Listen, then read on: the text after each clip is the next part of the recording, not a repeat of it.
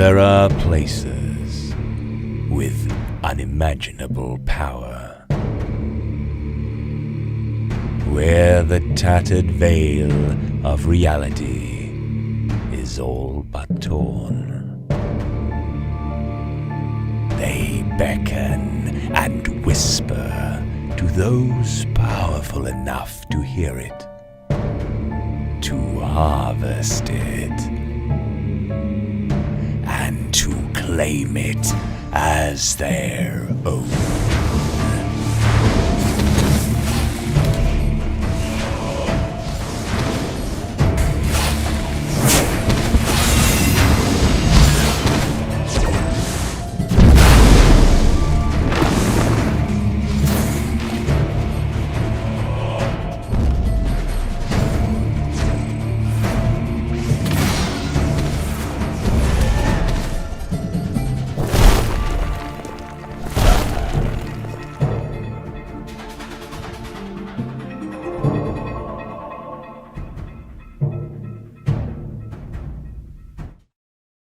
Hey, welcome everybody. Good afternoon, good evening, and good night to all you people out there from around the world joining us for the Spellsworn E4i tournament today. We have some excellent prizes for you guys. First place is going to be taking home a bunch of games like Destiny 2 Deluxe Edition for the PC, PlayerUnknown's Battlegrounds, Dirt Rally, Micro Machines World Series, the entire Batman Arkham collection, and for honor, second place is walking home today with Dirt Rally, Agents of Mayhem, and Tales of Berseria.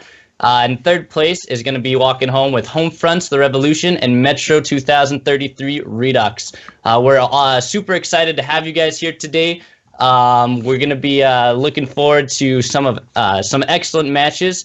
Today with me, I have Soren. What are you expecting today for today's matches here, Soren? Well, I think we're going to see some crazy good players. I know we've seen a lot of people on the Discord talking, forming teams, probably quite a few people who have played together before. So I think we're going to see some crazy good teamwork and some crazy good skill shots from this game. I couldn't agree more. Match one, we're going to start with the Team 1, Quick Handy Boys, against Team 2, Zymoran is my waifu. If those guys could join us in the lobby right away here, I'm really looking forward to this. Something I'm really expecting to see, and I'm excited for myself, is seeing the diversity in the strategies that teams are going to be using, just with the diversity of spells given in Spellsworn. I'm not sure if any of you guys know out there. I'm sure lots of you are here and familiar with the game, but there are very different play styles, from extremely offensive, defensive. You can use mobility a lot in this game, and there's just plenty of strategies out there through AoE, through skill shots. The entire game is like a very excellent. It's a MOBA play style where you're essentially playing with just skill shots. So this game is extremely skill based and strategy based. Yeah, and I think it's going to be especially interesting to see what people do in those early rounds where they don't have as much money to buy too many spells, so they kind of have to pick and choose. It's going to be interesting to see how different teams go with their early round spell picks. Don't forget to join us in the Twitch chat at twitch.tv/opnoobsonline. We're going to be doing giveaways constantly in the chat today. We have our OP Noobs... I don't want to say bot because it's a person, but they'll be running giveaways all day long. They're like a bot. They're like a giveaway robot, we'll say. Yeah, they're a robot with feelings, you know? Just like one of those like real-life robots. It's good to see everybody coming into Twitch chat today. Our teams are just getting into game right now. It's looking good. We have one person from the red team and one from the blue team. So, Quick Handy Boys, it looks like our captains are in the game, and Zymoran is my waifu. I love your guys' team name. I think that is, that is hilarious. Every game that people participate in today, they're going to be receiving some game keys today as well.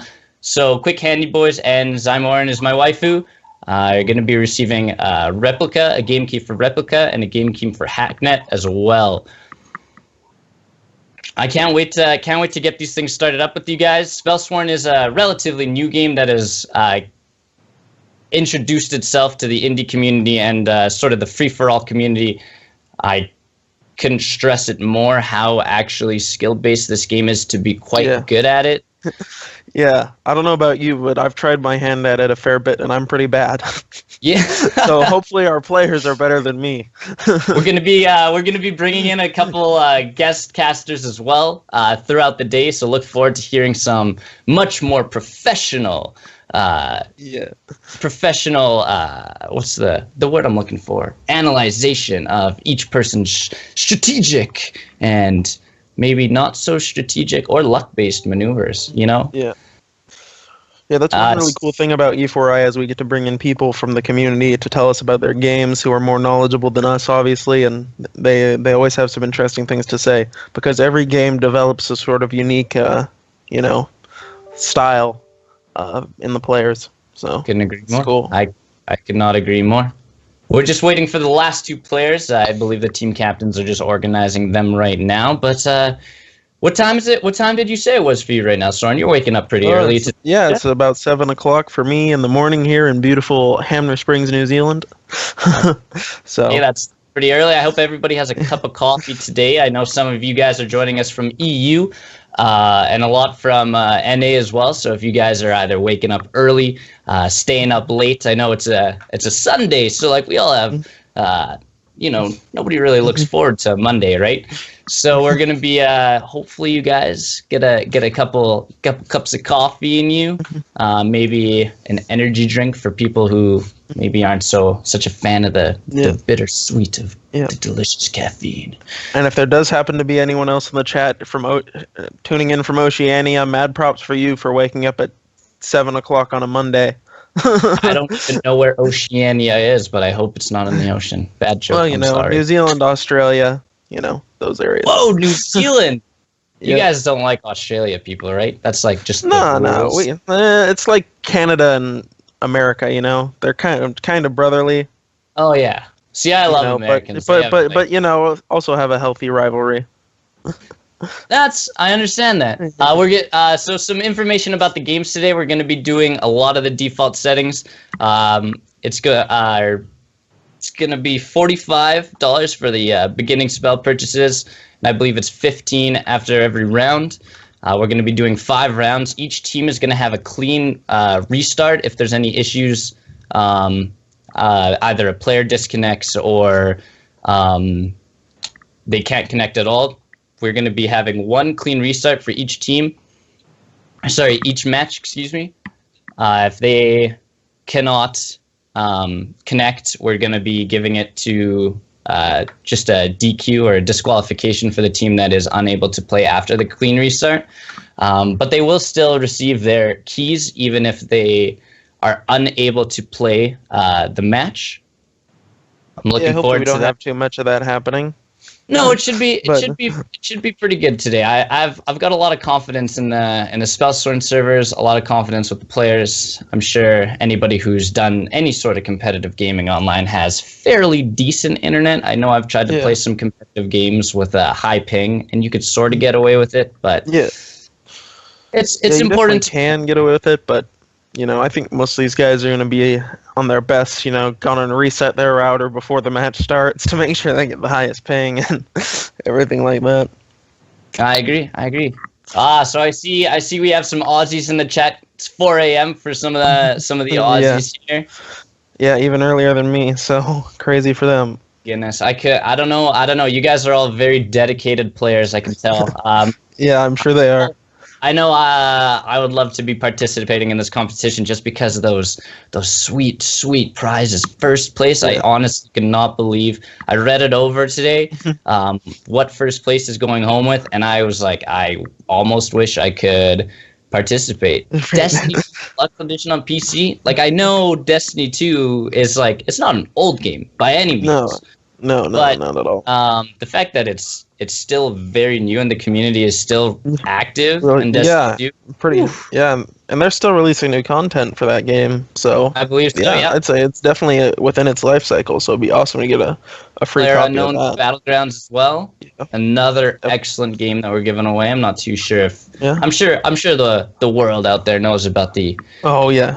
Player Unknown Battlegrounds and the entire Batman Arkham collection. That is just a game that was I don't know if have you played the Arkham games by chance, Soren? No, I believe I touched the first one a little bit when it first came out. I played a little bit on the Xbox 360, but I never like played through the whole thing. So That's but something I hear they are very good. They definitely. Yeah, I've the seen combat footage of system, them.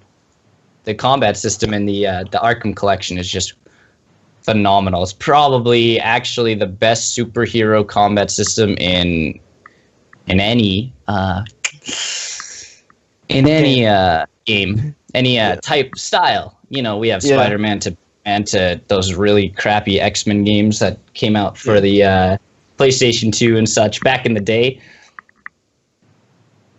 It looks like okay, yeah, we got our captains are back in the game. They should be ready to go in the next couple minutes here. They're looking It is the good. first game we're hosting, so maybe getting through some few growing errors with the first. couple the first bugs game. here that we're working out Yeah, with yeah. the teams here. But they're looking good. They look like experienced players, I'm not going to lie. I remember when I first fired up this game, something I was really impressed with was not only how quickly it was to fire up, which is always something really important to me. As a PC gamer, I'm always looking for those super fast load times. But these guys, the Spellsworn devs, did a really good job in making sure the game is quick and very, very easy to learn. If you've ever used a keyboard and mouse for any reason at all, this game is just a quick, simple pickup. Yeah, no, it's not difficult to learn to play, though I'm going to say it's probably very difficult to get good at. I'd imagine these players who have put a lot of hours in this game are going to have a pretty significant advantage. I completely agree. I like the reward system, how it works as well, where essentially for one, it's the only pay to win is buying your spells and not losing. Which isn't pay to win because everyone gets the same amount of cash. Yeah, exactly. It's the strategy that people choose to counter each other's play because you never really know how the game is going to start on either side. It looks like we are actually going to be having a raffle right now in the chat as well. So if you guys, any listeners, any wonderful people out there, don't forget to join this first raffle. Definitely. And for anyone who hasn't played the game, there's another interesting mechanic where the arena gets smaller as the match goes on and kind of fills around with either, depending on the map, it's like lava or toxic sludge or something, where if you get knocked into it, you take damage. Oh, so yes. it means the match is, it puts sort of a timer on them, and it does, like, towards the end of the match, force the players close to each other where they have to fight. Yes, and you'll see a lot of interesting tactics with trying to knock your opponents into that lava or sludge, the damage circle, Yeah, and I like kind that of like a battle royale game like PUBG or something like that in that way, in sort of a micro sense. Yes, So I understand. kind of a way to look at it. Yeah. Especially one interesting fact about that is it gives the players less chance to play conservatively, which forces so much more than just hiding behind a wall and shooting a skill shot when your cooldowns are up. It's that shrinking circle is not only like an enforcer of, hey guys, you have to fight, but it's also, like you said, a limiting time factor, which makes the game quick, and which is also an attractive part of the game because you're not, there's no, oh, this is dumb, this game takes 15 minutes because everybody just plays so conservatively.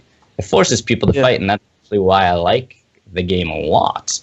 Yeah, another important thing to note is that I've looked through all the spells, and there's no healing spells. There are some defensive spells that you can use, like deflect or consume an opponent's spell, but there's nothing that can heal you, which means when you take damage, that's with you for the rest of the round. So every time you get hit by a skill shot, that's punishing you. There's no way to recover from that. So it's definitely a very kind of hardcore skill-based game in that sense. Yes, I agree. I completely agree. It looks like the final two players have finally been able to join the lobby. So we're going to be firing up the first match with Quick Handy Boys. Again, Zai Morin is my waifu. In the next two minutes here, we're just going to get them organized and make sure they're on the right teams, and then we're going to be firing it up. Players have very, very beautiful character models, and one almost looks like the Digimon Wizardmon. I don't know if you're familiar with Digimon, but whew. Yeah, definitely. Character, yeah, there's some really cool skins in this game as well. I've only opened a few crates, but definitely the stuff you're getting is instantly cool. So that's really cool to see. Yeah, I completely agree. We just need to do the last setup for the tourney, and the teams are switching to the correct team colors. I always like to see the preference of the players and which color they choose. I know it's not a very important factor in who's going to win or how they choose, but it not only does it affect the character models, but it also kind of gives you a little bit of a perspective on what the player's favorite color is. It's something a little more see with the players. So we're going to have a blue team versus a green team. Quick Handy Boys are the green team today. Zai Morin as my waifu will be the blue team. They're getting amped up, wishing some good luck, and we're going to be firing up the first match right now. They have 72 seconds to decide which spells they're going to be choosing. It's very important to work together as a team to do this strategically, whether one plays defensive, maybe one plays offensive, or, maybe they don't work as a team together and just unload on the enemy team by themselves. Who knows? We could see some really interesting plays coming in with the first match here. Good luck to both teams. Quick Handy Boys, again, Zai Morin is my waifu. They're just purchasing their spells right now. Yeah, it's going to be interesting to see what sort of spells they pick. It's also very... I'm noticing that they're all warming up right now, throwing out their skill shots. We got a couple fireballs. We got a couple seekers. Mm-hmm.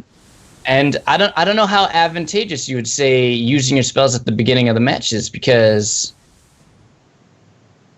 it kind of gives away your strategy a little bit. And the game just fired. So 1 minute for the first match here. A lot of seekers, a lot of skill shots going out right away from Quickie here. But Zai Morin, the blue team here, we'll simplify things. We'll go blue and green. Played a little bit defensively right at the start. Yeah, you're probably going to see people playing a little bit conservatively at the start, hoping to, just see what their opponents are using and try and work around that. Seems like the consensus right now is the Fireball, the Seeker, and the Blink. Oh. Yeah, I'd imagine Blink is going to be very important. That's going to be your early way to avoid stuff. Obviously, the Seeker very powerful because you don't have to worry about aiming as much. You can get it off very quickly. I completely agree. You have a Crescent as well. Oh, blue team has they're going with a very interesting strategy here. They're both sticking really well together and actually separating the green team, and now they're just focus firing Crampy Hand there. Yeah, that's probably going to work pretty well, is just kind of force your opponents apart and take them on one-on-one, or two-on-one, I guess. Yeah, if you're, I've had some experience with the 2-on-1s here. I played some teams the other day, and it is incredibly challenging when you lack a teammate, because not only are Seekers going to be following solely you, it makes it incredibly difficult to do anything by yourself. Although they are a little bit at a disadvantage, the blue team being such low on health here, but if they can isolate Prime here, they're gonna have a huge advantage. It's a good choice he chose there. But being off cooldown now, it's really dangerous for him because he's sitting so close to the edge. But with both blue team members here being so low, excellent. Yeah, there we go. First, we go on to the blue team here. Game 1. Another 70 seconds for them to fire up and buy some more spells or upgrade their current spells. As you saw, that went right down to the end with the lava closing in almost all the way, so I'd expect we're going to probably see that in most rounds. I think these players are going to play very conservatively at the start, and then as it closes in, the team with the advantage is going to push it and try and go for the kill. I agree. Another thing to keep in mind for the viewers out there is some players are having small, well, quite actually large differences in ping. So if you're unfamiliar with ping, it's your latency to the servers for the game and whoever's hosting it. So that first match is a little bit of a warm-up to as well for the players to sort of understand the lag and the delay from their skills to where their opponents are and what is happening. Let's see here. No upgraded Seekers. Alright, so it looks like mostly so far we just have a couple spell upgrades here and not a whole lot of a new spell purchases. Yeah, that makes sense. You're going to want to get your core spells probably as powerful as possible, as quickly as possible before you branch out into those more utility-type powers. So, kind of makes sense. I agree. Quickie is actually doing a much better job this time around, staying together, working together, and actually one of them bought... I can't remember the spell name now, but the Earth Pillar, and that it's huge for not only offensive but defensive purposes. Yeah, no, it's definitely a very useful spell. It's a utility spell, but you can use it, like you said, for both kind of offensive and defensive purposes. Yep. You can use it to displace your opponent or give yourself a bit of cover. Definitely a very good spell to take here early on. We'll see if it helps them win this round. Again, though, the blue team doing such an excellent job separating the green just from each other here. Although, in terms of total health, it looks like green might be taking this one home. They're playing super offensively and getting so many, I guess you could say, ring outs essentially. But it's going to be a tough one. It looks like this one's going to go for the blue team here. I'm not sure if the blue team is gonna. 2 health is just too low. Yeah. All right, quite excellent round for Quickie here. Good pickup. Bit of a comeback from them after losing the first round. Using that rock pillar very well as a utility. I saw them using it a couple times to push back their opponents and displace them. That's definitely a creative use of that. And it does give you a spell that's kind of a 2-in-1 where you can use it on defense and on offense depending on the situation you're in. So I agree, and you gotta think about the pillar's effect because each team has chosen Seeker, and you can actually use that pillar essentially on yourself to rid yourself of the Seeker, because all it does is if it misses you, it'll loop almost infinitely around you. I think it's something like 3 or 4 times. Yeah. But if it collides with anything, any structure, any person aside from the caster, it'll negate itself.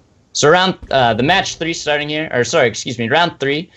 We're gonna check out their spells here. A couple upgrades. You can see Seeker's got the increased orb around him. A lot more mobility coming around this third match here. It's a lot. I think we're probably. Yeah, sorry. Go ahead. I'm assuming we're going to see most of the players with Blink at this point. Maybe some other mobility spells, but yeah, this is around the time you're going to want to be getting those mobility spells halfway through the game now. You certainly have the money to do it. Your core spells are strong enough to do enough damage, so... Yeah, we saw Gravity go out as well, and it's interesting... Ooh, good play from Blue there, but they have lost a lot of health already. They have lost a lot of health, and wow, look at Quickie just taking this one home already. Doing so much damage in such a short amount of time. Excellent ring outs. Ooh, very good play from Blue there. Bojko really doing an excellent job keeping Prime right out of the field here. Oh wow, what a quick turnaround. Yeah, wow. 2 players from both teams down. We're going to see a 1v1 here, and this is a little bit where it gets tricky when you have so much extra space. It is the first time we're seeing a 1v1 here, so this will be interesting to see how this goes. Quickie with an excellent read. We're going to see 2 Seekers go out. This is going to be a very close game. Blue team running very low on health, but a huge ring out. Is that going to be enough? No way. 2 health each player. Oh my goodness. Bojko taking it home with 2 health left on each player. I cannot believe that. That was that came right down to the last hit. That was crazy. That was amazing. Oh, that just gave me a little bit of shivers there. That was so exciting. And that's why this great game is so awesome, because you just get these crazy, exciting moments like that. So we have Zamorin is my waifu, up 2-1 on Quickie here. We're going to be seeing a couple more spells. It looks like Quickie's taking a little bit more time to buy strategically here, as the blue team is already prepared. But we're going to be seeing how they approach this next match, being down 2-1 here. Yeah, I think both teams are definitely going to be, when buying new spells, are going to be considering, okay, what did our opponents take last round? How did they use those spells? And what can we do to counter the types of tactics they're using? What spells can we get that are going to be effectively shutting them down? What sort of damage spells are they vulnerable to, depending on what type of, skills they're taking? So, I agree. Earlier we saw the Rock Pillar shutting down the Seeker. We might see teams choosing to sell their Seeker and pick up another damage spell if their Seeker's not doing very much damage because they're negating it with the Rock Pillar. It'll be interesting to see. A lot you can see after each and every round. You see the mobility increase and increase just because you have more money to buy spells. I saw a speed boost earlier, a couple more blinks, and a lot of good ring outs already from Quickie here. But with so much going on now, with so many spells and a lot more AoE, we're going to be seeing so much more aggression towards the center of the map, because everybody's going to be forcing people out a lot faster just with those mobilities to get behind them and to push them out. Blue but you do have to be careful with your. You do have to be careful with your mobility spells, not to isolate yourself too much from your teammate and get stuck in a 1v2. Just like right now, the green team Quickie with a 1v2 on blue. This is going to be a tough one for blue to win here. And with that ring out, green's coming in beautifully with a 2-2 tie here. Wow, that round went very quickly. The green team doing a very good job at shutting down the blue team's tactic there. See, now we're waiting a little bit longer again. Some more strategy talk. Yeah. You can tell when the teams are talking about how they're going to approach this next match and what's the best choice to upgrade. Yeah, the one thing I'd say is for the green team is that their use of that Rock Pillar has been so strong. That's, I think, one of the biggest differences this match is just using that to they're using it to displace them and provide cover for themselves at the same time. I mean, you're getting so much value out of that when it hits and displaces them, and also gives you cover and time to re-prepare yourself when they're coming at you. So, yeah, no, that's a really good spell. Great to see these players using it in such an effective way. But going into the last round here, it's interesting to see as well. Prime hasn't chosen Windwalk, which is a huge, in my opinion, a very large disadvantage for a utility spell, because you have no ability to dodge those Seekers. And now, even then, immediately ringed out without that decoy to be dodging Seekers, to be confusing your opponents.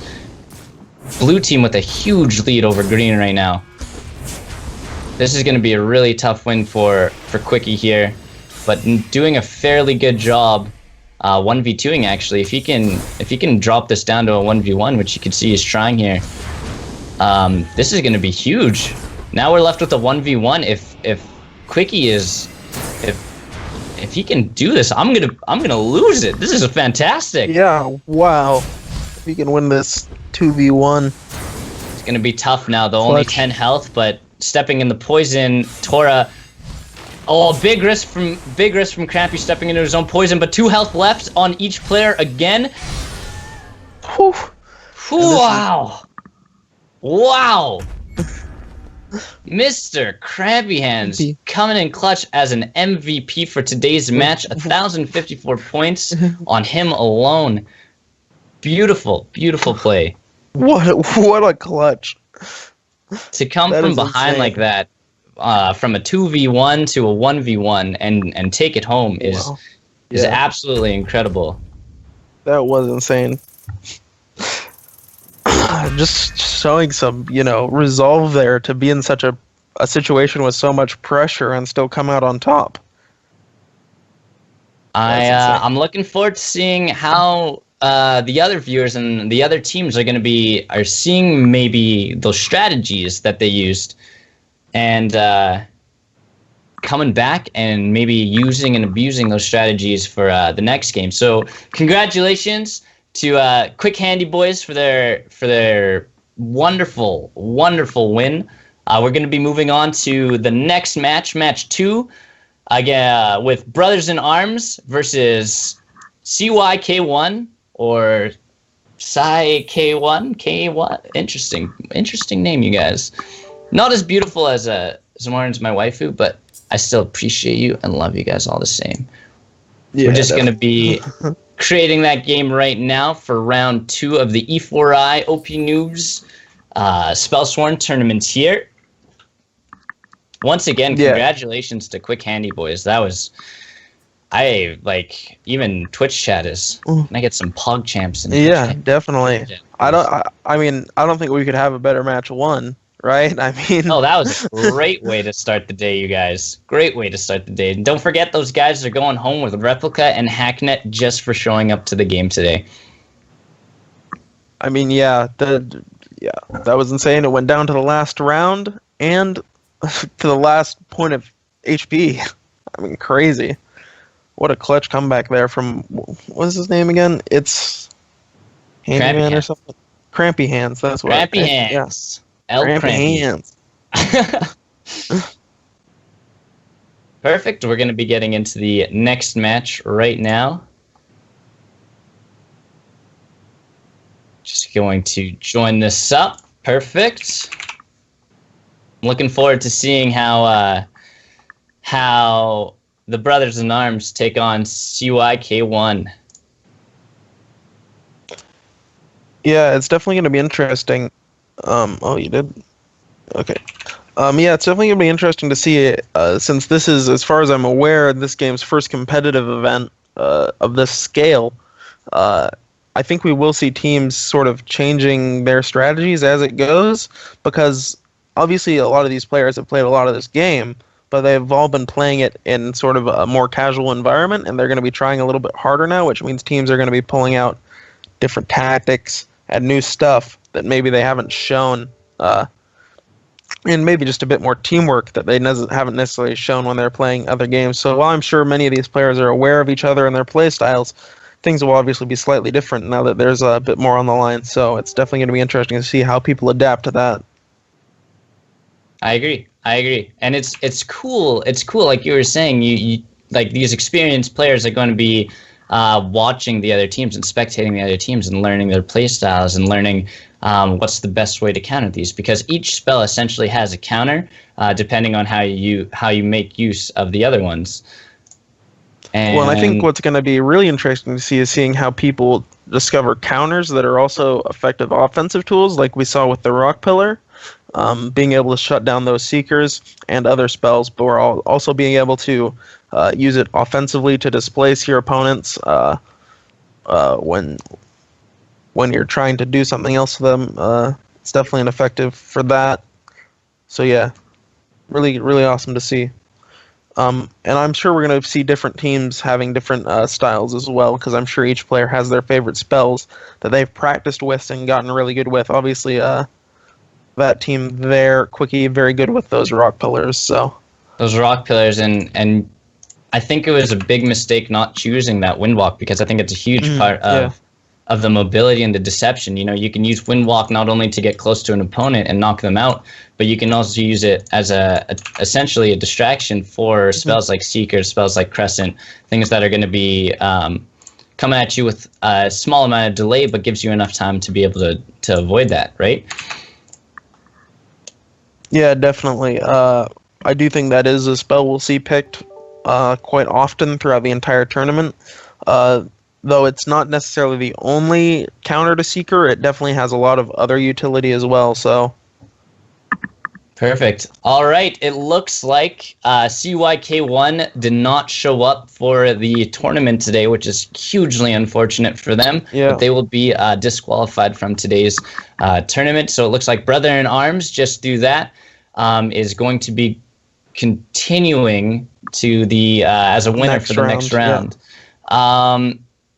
Now we're going to be having our third match of the day, or essentially our second, with the Bad Guys versus Autolu Inc. That is another, you guys, with, the first name is usually very normal, very simple, nothing too complicated, and then the second name is just like crazy words that make my ears feel the weird.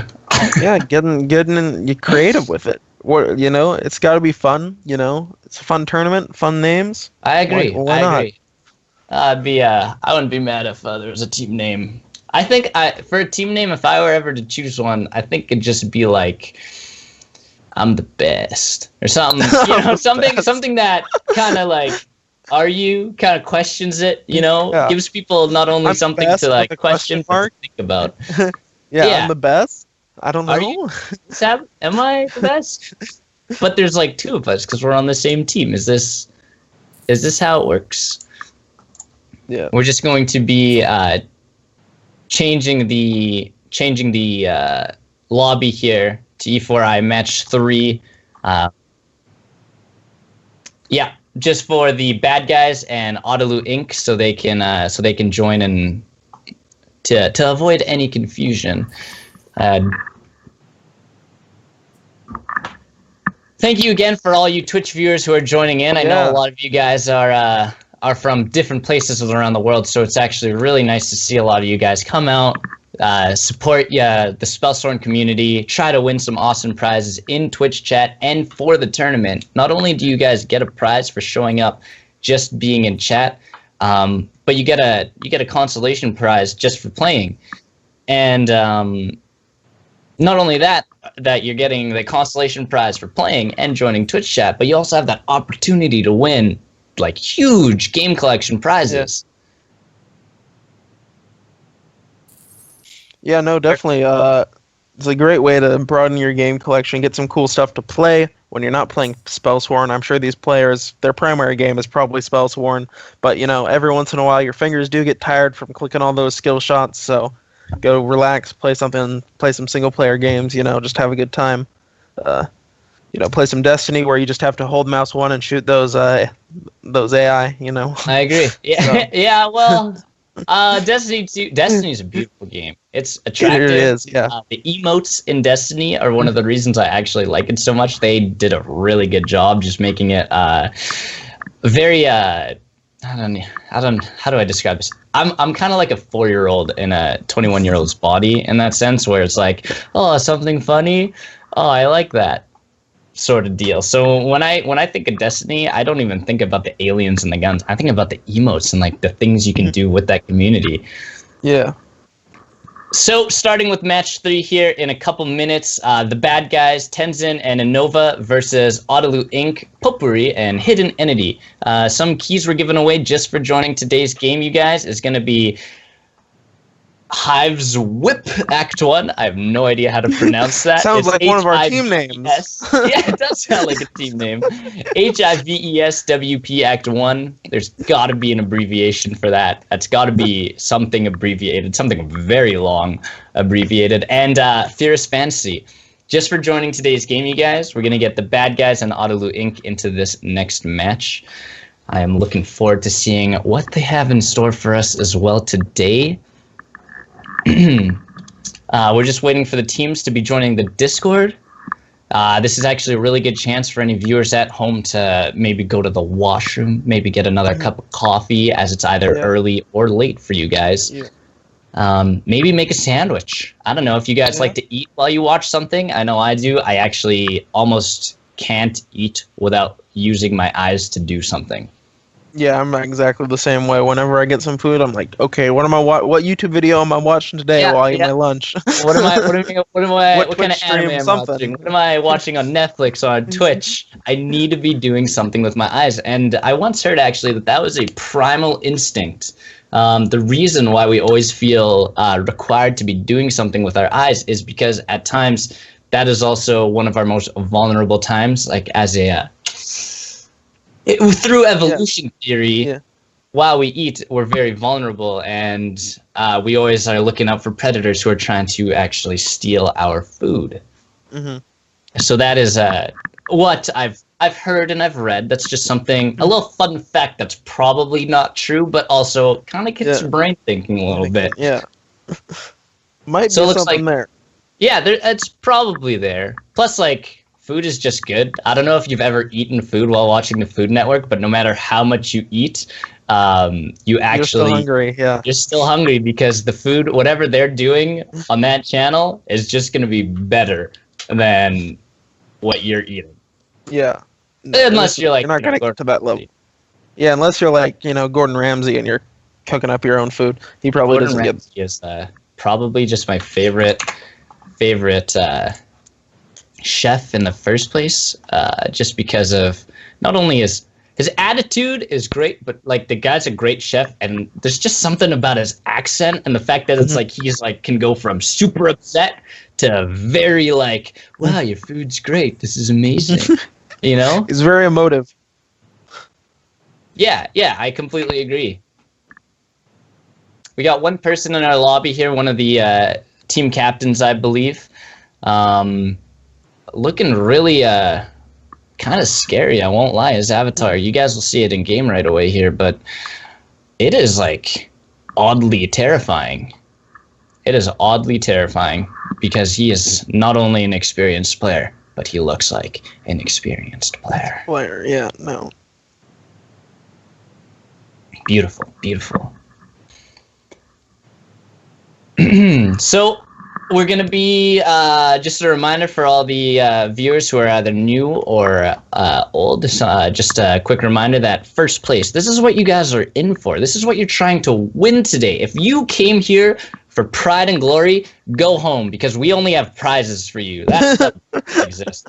Destiny 2 Deluxe Edition for PC will be going home with first place again. PlayerUnknown's Battlegrounds, Dirt Rally, Micro Machines World Series, Batman Collection, and For Honor, all going home for the first place team. So you guys have so much to look forward to. This is where you go to try hard and win free games, because I know as a gamer, something that you can't take for granted is free games, or like chips and pop and food, but that's like all natural. That's Look, man, you never know when your free game is going to turn into something awesome. You might get the free game and not play it for years, but this is a great story for me. The game, how I got introduced to E4i was through Verdun. I got the game as a gift from a friend in, I think, like 2012 or 2013. I didn't play the game for years, but then I picked it up in 2015 and got involved in competitive Verdun, and then through that with E4i, and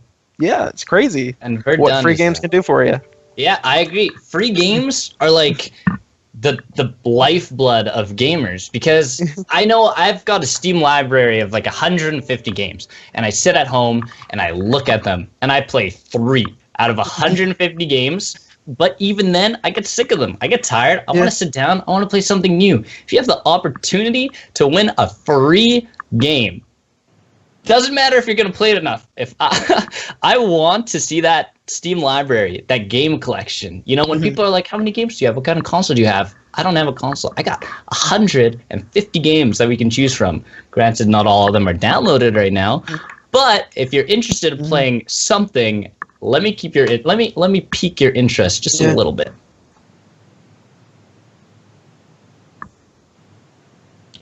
It looks like we're still waiting for we're waiting for Audioloo Inc. If they're not here right away, we are going to be dequeuing them and moving on to the next match here, which will be match number 4. Again, Try Hard Neckos.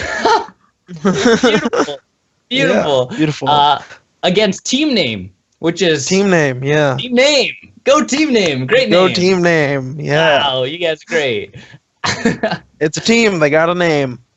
Way to go. Very creative. Yeah. Very creative. Another reminder, second place, going home with Dirt Rally, Agents of Mayhem, and Tales of Berseria. If you guys are unfamiliar with the Tales series, it's essentially a JRPG that involves like what's the combat system that they use nowadays instead of turn-based?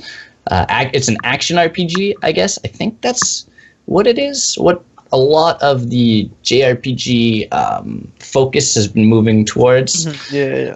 Looks like Autolu Inc., not Autolu Link, should be joining us in the next minute here. Awesome. They are present. They're just making sure they're in the Discord and everything. So we're gonna see them joining right away here.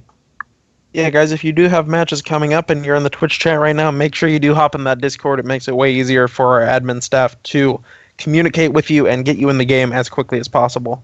I completely agree with Soren, you guys. If you're not in the Discord, we actually also have a really great community.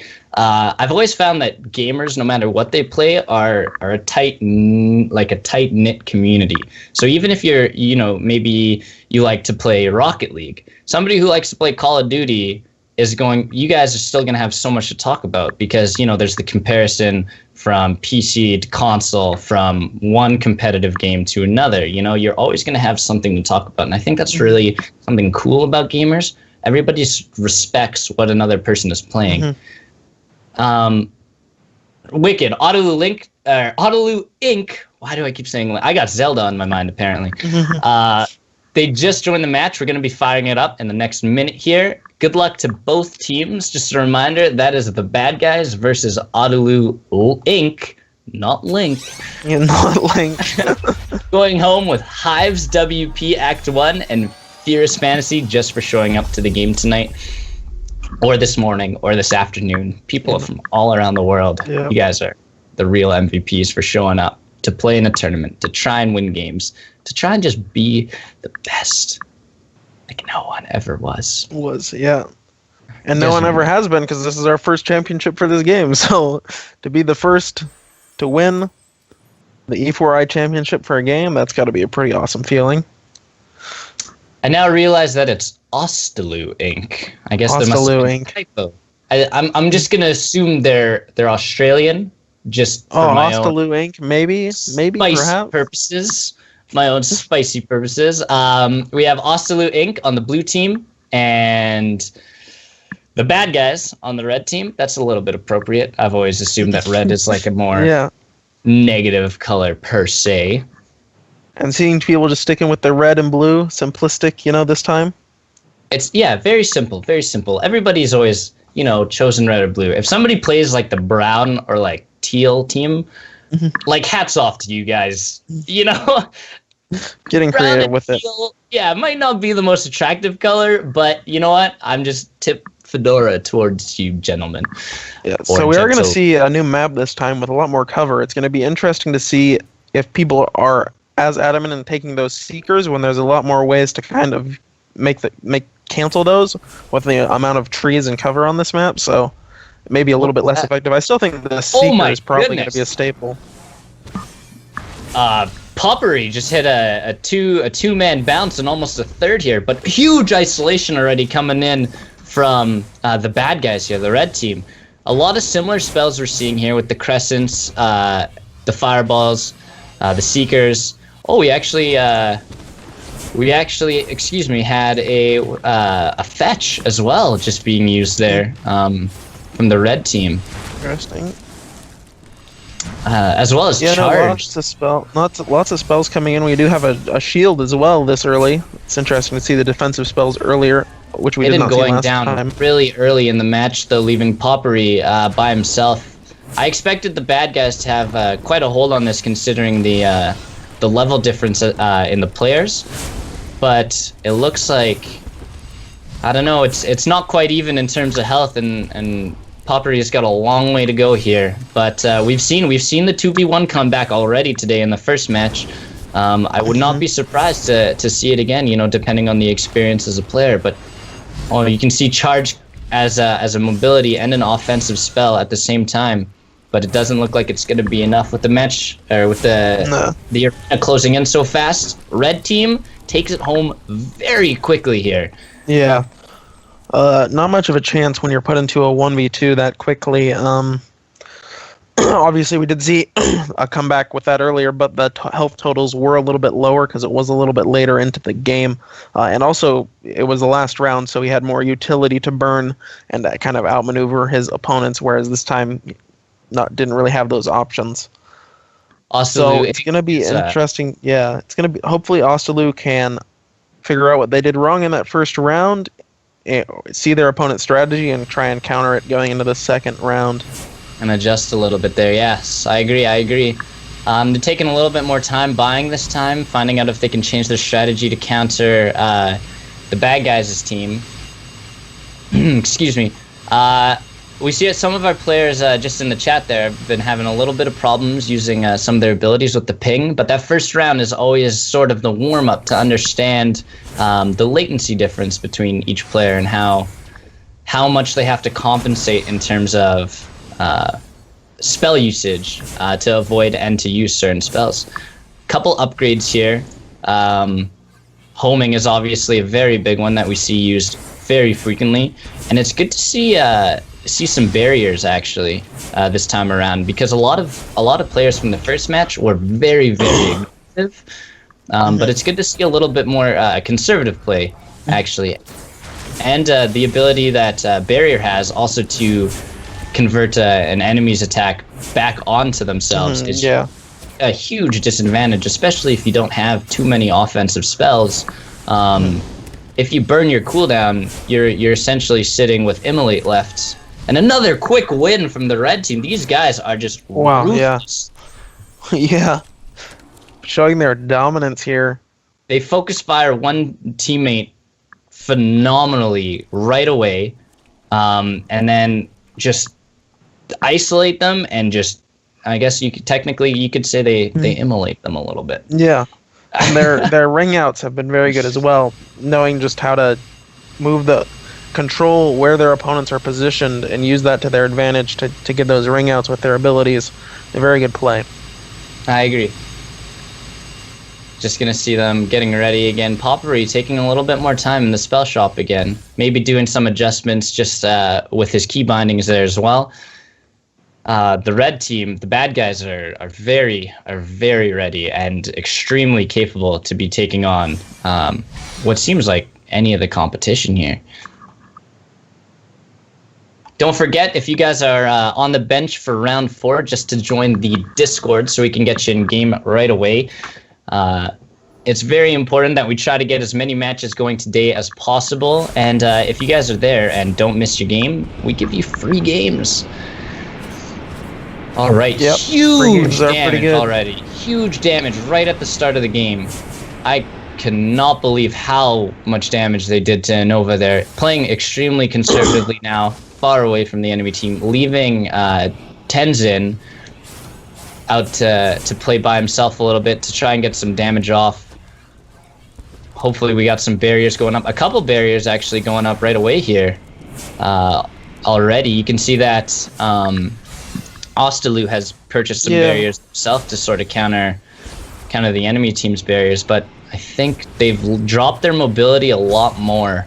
However, spending money on defense gives you, less money to purchase for offense and for mobility, which is a huge difference. I mean, this round, so many black holes coming out this round. Definitely interesting to see those. It's a good barrier by Hidden there, except he's running quite low on health. The red team starting off a little bit weaker this time, still doing so much damage to Ostalu here. Hidden going down right now.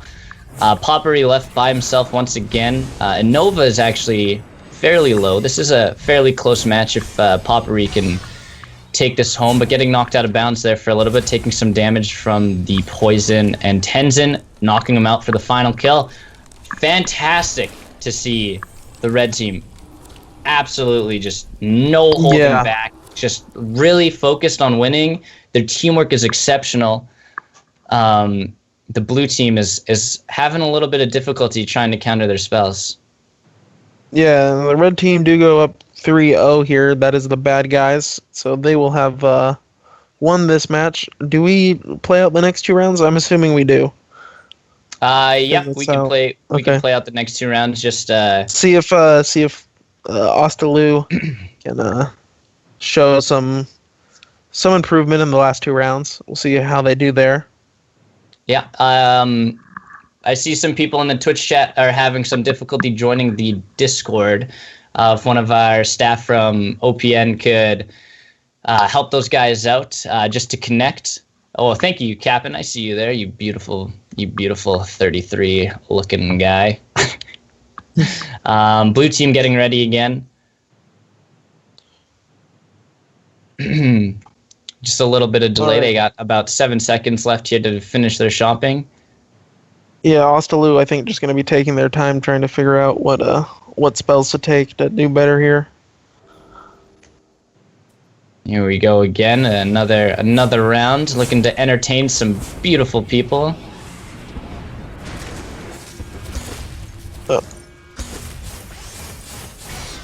It's interesting to see these players compensate for the ping. We see a Chakram going out, a couple Immolates.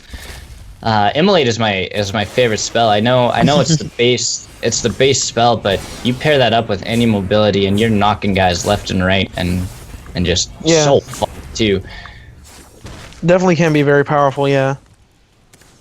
I always like to see it seems like barrier, the best choice to use your barrier is on a Seeker just to turn it right back to the enemy team, because having a Seeker is essentially, it's not even a skill shot, I would say at that point. It's just essentially a point and click where you fire it out. Yeah. It's probably going to hit its mark depending on the defense and mobility of the person it's seeking. And it really is the best way. Yeah, it really is the best way to kind of counter a Seeker, the best way to use your barrier is on a Seeker, because it's very difficult to aim with the barrier counter bouncing it back, so the Seeker will counteract that. Yeah, I agree. Some complicated spells, actually. I find Dimension Gate to be one of the most difficult spells in the game to use, as it's very confusing. Yeah, definitely. It forces two. Oh wow, red team coming in hot with another fast win. Blue did do a fairly good job keeping that one a little more delayed, but it's clear who the winners are today. The bad guys are truly the bad guys. It's not often you see the bad guys winning, you know? Definitely was a closer round that time than the ones we'd seen previously. So Ostaloo able to make a few changes and try and do things a bit differently. In fact, it came down quite close there at the end, just a few HP, and perhaps Ostaloo could have won that round. Excuse me. One last round for these guys to play through. It looks like Ostaloo is just a little bit demoralized. You can sort of tell by their gameplay. They're just buying some spells right now just to see if they can even take home one round of victory here. Nobody ever likes to be shut out, so it's good to see them at least doing their best to avoid a shutout. Unfortunately, you can't. Well, I guess fortunately and unfortunately, you can't get Brazil'd in this game, because that's probably one of the most heartbreaking things ever. Yeah, definitely. But, putting up a good fight there in that last round, I think they can feel pretty happy with that, considering the difference in, experience level between these two teams. I agree. Just another reminder to the match 4 teams, Tryhard and Echoes against Team Name, to be joining us in Discord here, so we can get you guys fired right into the game as soon as possible. Just join us at the bench in our Discord, and we'll see you guys here right away. Ostaloo taking a lot of early damage. You can see Innova hasn't even been touched yet, and both Ostaloo team members are near half or under half already within the first minute of the game. Actually, wow, that's interesting to see the time zone go up and to upgrade it, actually. But Innova finally taking a little bit of damage. We see a bounce go out from Potpourri, but that is just not going to cut it. 2v1 with a huge Yeah. disadvantage. Poppery getting hit into the poison now actually as well, and just the ruthless assault from the bad guys to take home the victory of the day. Very good job, Nova. Very, very good job. Excellent work to Austin Yeah. as well for doing their best. It's important. It's always important to just try your hardest. You know, win or lose. Yeah, no. If you don't play your best, you're gonna feel regrets. You know? But I think one interesting thing to know about that match is we did see quite a different list of spells being used in that match than we did in the first match. I completely agree. They didn't take anything with them from our first match compared to the second one. Crazy, yeah, really, it was crazy. just the Seekers. The Seekers was pretty much the only common thing. I mean, some of the basic spells were the same, but like as far as what they took as utility, it was completely different. And definitely a lot more kind of utility spells taken there. It seemed like the first match was mostly using those damage spells, but some very creative use of the utility spells and the AoE spells in this match. I couldn't agree more. So we're going to be having match 4, the Tryhard Neckos, with Vanilla Chan and Calm Jadisur against Team Name with Faceless and Pinky Poo. Faceless and Team Name, it's perfect. You guys are beautiful. So we're going to get that fired up right away. For the players, please join the game as soon as it is up. It's just being created as we speak. Another good match. Excellent plays from both the bad guys and Ostalu. I know you guys, it was a little bit of a, one-sided game. Fair, yeah. It's good to see the effort, you know, from both teams, and now anybody who is coming into the next match, the next matches are going to be very interesting to see, and I hope we see some more experienced players, because there's nothing more I'd like than to see two very experienced teams play against each other. Yeah, definitely would be great to see. Well, we already saw a very close match on the first match. It's going to be tough to top that, but I'm sure that we can, especially as we go into these later rounds, get some even crazier games. I agree. It looks like both our teams are here. We're just waiting for them to join the lobby. It should not be much longer now. Just a reminder, we are doing default settings. It's team versus team, 2v2. $45 starting gold, 15 per round, with 5 rounds total. Looks like we have some Vanilla Chan fans in the chat here rooting. It's good to see you guys rooting for your favorite team players here. Yeah. Get your friends on, you know. Watch them on Twitch, cheer for them. I agree. It's important, you know, especially when you see people. It gives you not only that confidence that your friends are there to support you, but it also makes you want to play better. So you're hoping that, you know, it's always fun to try and impress. And when you do impress, you just nothing but just great feelings.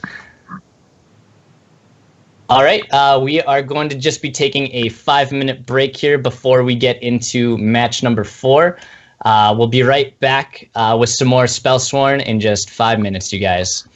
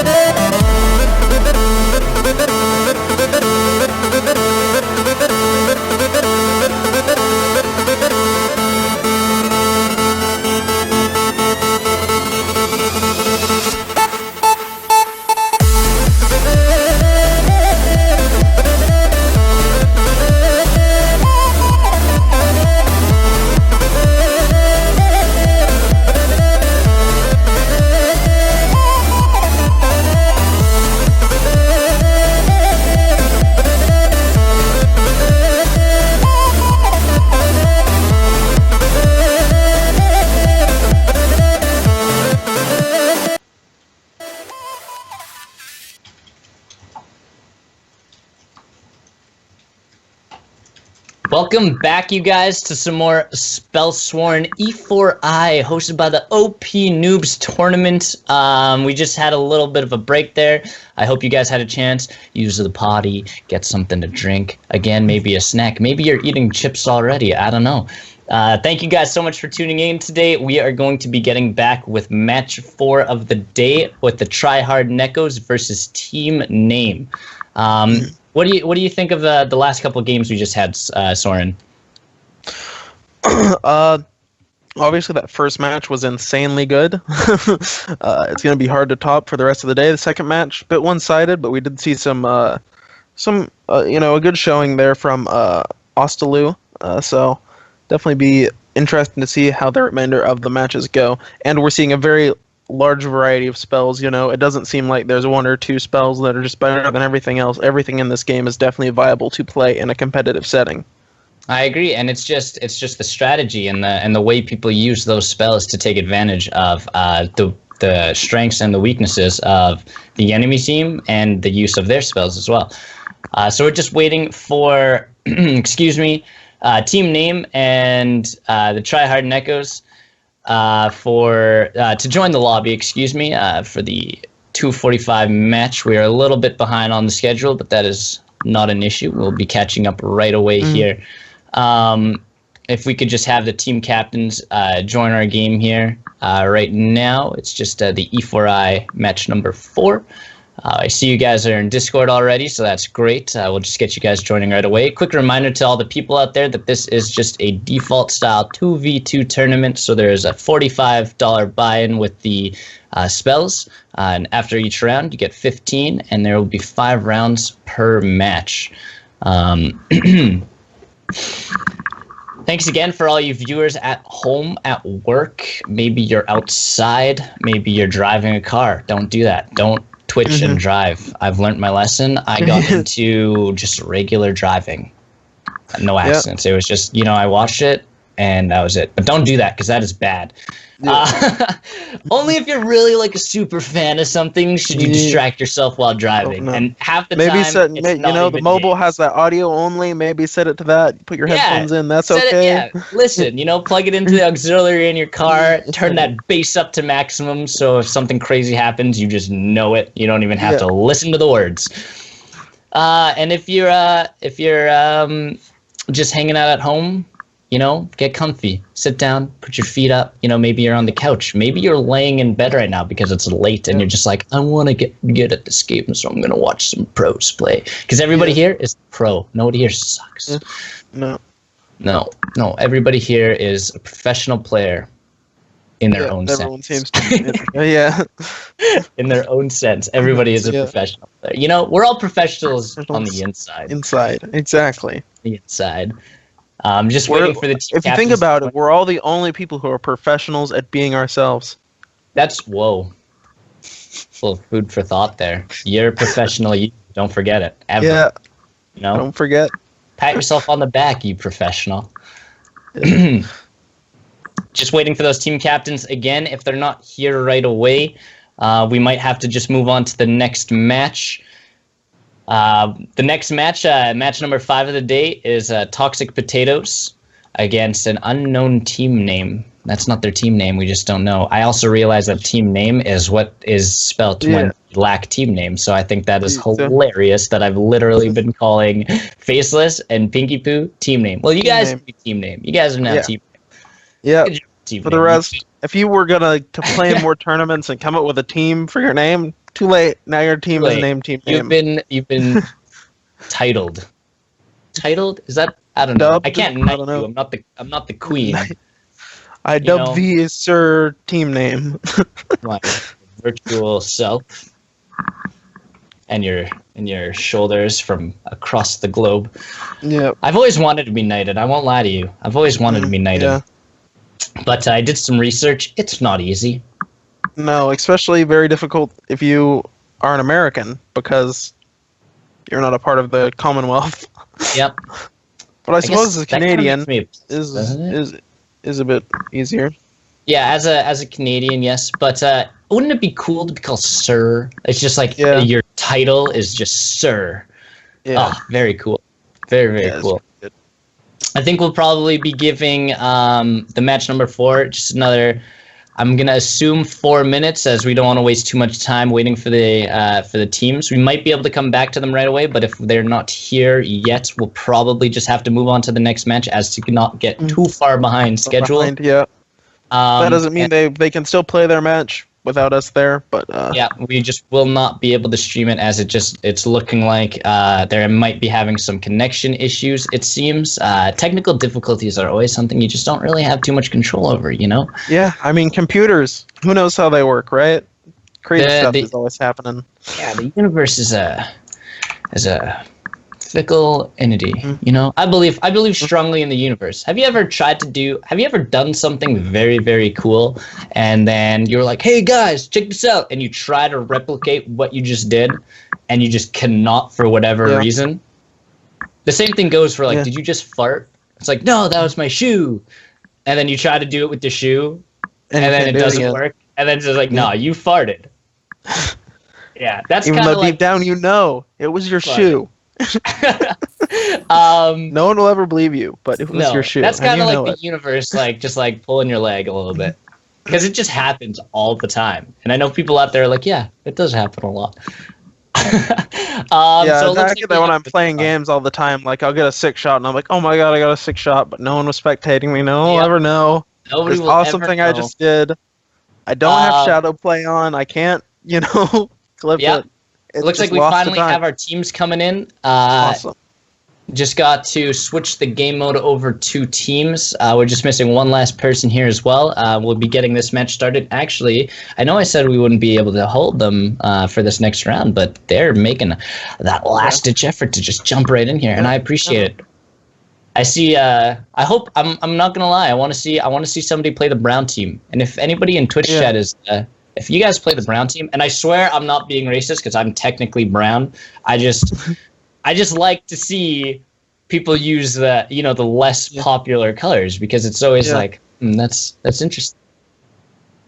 Oh, fantastic. Well, it looks like we're going to be using brown and teal for our team colors today. We're going to be getting this match started any second now. We have some really good players coming in for this 4th round. Let's not forget Vanilla Chan and Calm Jadisser. Woo! That's all the cheering. Yeah, that's the cheering. Yeah. Unfortunately, that is, we are going to be... Oh, actually, never mind. We're getting right into the game now. They've got 70 seconds to do their buys. We have the teal against the brown team. I love it. The teal team is, just for the viewers out there, Try Hard Neckos. And the brown team is just Faceless and Pinky Poo. Team name. Doing their buy-ins right now. It looks like they're taking a little bit of time. It's been 20 seconds here, but it looks like everybody is buying in. Looks good. Yeah, we don't want to figure out what they're... at the start. Not a lot of spell usage at the start, which is good to see as well, just because you never really want to give away your strategy too early by revealing your spells. No, they're just using those F key abilities. And immolate. It's good to... I like the colors. It's very good. Yeah, all the spells in this game have a very distinct kind of look, so just you can always tell what something is. Yeah, team's going with some good luck, have fun, and first round is going to be starting right now. Right into it. Looks like we're going to quickly see some Seekers straight off the bat, as you would expect. No one revealing what their other spells are yet, though we do see a Fireball and a Meteor come out from the teal team. Interesting AoE choice from Calm on the teal team. We're going to see a couple abilities. It's always interesting to start with a lot of AoE and less mobility, but it looks like each team does have some mobility on their teams as well. A couple fireballs, some homings. We do see the teams we do see the teal team kind of split up a little bit here, and the brown team doing a very good job of taking advantage of that. Getting quite a bit of damage off. Oh yeah, a barrier coming in from Remy there. a good barrier too. It's good to have that right at the start because that unexpected damage when your own spell hits you is quite large. Meteor actually landing a pretty strong hit on Vanilla as well. Homing is a miss there, but you can see both teams are playing actually incredibly conservatively, considering how small the map has already been, and each team with about half health each. Yeah, those ring outs are going to be very easy to get now, and they are pretty brutal when you don't have any movement spells to get out of them. I completely agree, especially once you burn your blink to avoid a spell or to get back in the ring, you are incredibly vulnerable. Vanilla with a sneaky play there using Windwalk, but running too close and actually hitting him. I don't think he realizes if you touch somebody with Windwalk, it avoids the Immolate because it pushes them out. But 2v1 now, it's looking like the health numbers are about the same. But it's gonna rely on cooldowns now. Vanilla just barely getting back into the ring here with it getting so short. 2v1 turning into a 1v1, but a big meteor coming down. Unfortunately, it was a whiff with the map being so small still. And this is crazy 1v1 with this cover in between them. Yeah, this tombstone here is going to be a big play. Dark Llama with the blinking to immolate with the knockout. Oof, good job with the brown team there. Really coming in clutch. Down 1-0, the tryhard Neckos are going to see our buy-ins now. Just taking another minute to see if we can't upgrade or choose to purchase some new spells. Yeah, and a little bit better teamwork there, I think, coming out from the brown team, doing a very good job of isolating those teal players from each other and getting in between them. We did see a bit of 1v1ing there kind of in the mid-game, and then the brown team kind of started to focus on one person at a time, and that sort of led them to victory in the end. Knockout's doing a lot of damage, though. I think we're probably going to see people pick up some movement spells into this second round so they can avoid taking so much damage from those ring outs. I agree. And excuse me here. I see in Twitch chat a little bit of debate with the homing spell and getting hit with it and deciding whether or not it is a very good spell. And a lot of the time, maybe some new players are not super familiar with the homing spell. And I think I can't say it's the best offensive spell per se, but the fact that you essentially don't have to do anything aside from use it to not guarantee a hit, but it's much easier to hit a homing than it is to hit a fireball. Excuse me. Yeah, you can get it off quickly, so while it doesn't do the most damage when it does hit, it's probably going to be hitting more often than your other skill shots. I agree. Especially when the arena is still so large. It helps with that early game damage. A couple big hits. Also, it forces your opponent, if they want to avoid the damage, to have to do some kind of abnormal movement that they wouldn't normally do, and you can sort of predict that, and it can help you a little bit with your other skill shots. So these tombstones coming down is quite not distracting, but inconvenient for the homing ability, especially. And now we're gonna see the teal team, is getting quite isolated here on the side with the map closing in and their health being so low. They want to get as far away from the edges as they can, but moving in too close is going to be a huge disadvantage for them. Yeah, the brown team here with such a big advantage in HP right now. We're going to see Calm go down here now, leaving Vanilla by him or herself with a quick wind walk to an Immolate. That was a very nice play here. Not going to be enough, doing too much damage to himself, walking out of the arena there and accidentally taking some damage from the poison. I do like the name we're seeing here on, I believe it's this guy with the smiley faces in his name. I appreciate that. Oh, Remy there. Yeah, Remy there. I agree, yeah. The teal team having a little bit of difficulty landing some of their abilities. They can't quite get close enough for that Immolate, for that wide knockout. And I think they're playing a little bit too passively at the start of each round because they seem to be taking a little bit too much damage at the beginning, which is interesting considering their spell choices. But having that meteor is such a good zoning ability to follow up with another offense, like a meteor into homing, we'll say, for sake of example. But just having that zoning where somebody focused much more on a large spell than a small one it's a very big deal. Yeah, and you can use that meteor and then line up a skill shot along your opponent's escape path, which increases the chances of you actually hitting your skill shot. So, Which is it's great to see, and we're actually seeing a lot of lightning strikes this game, which is it's a very quick casting spell.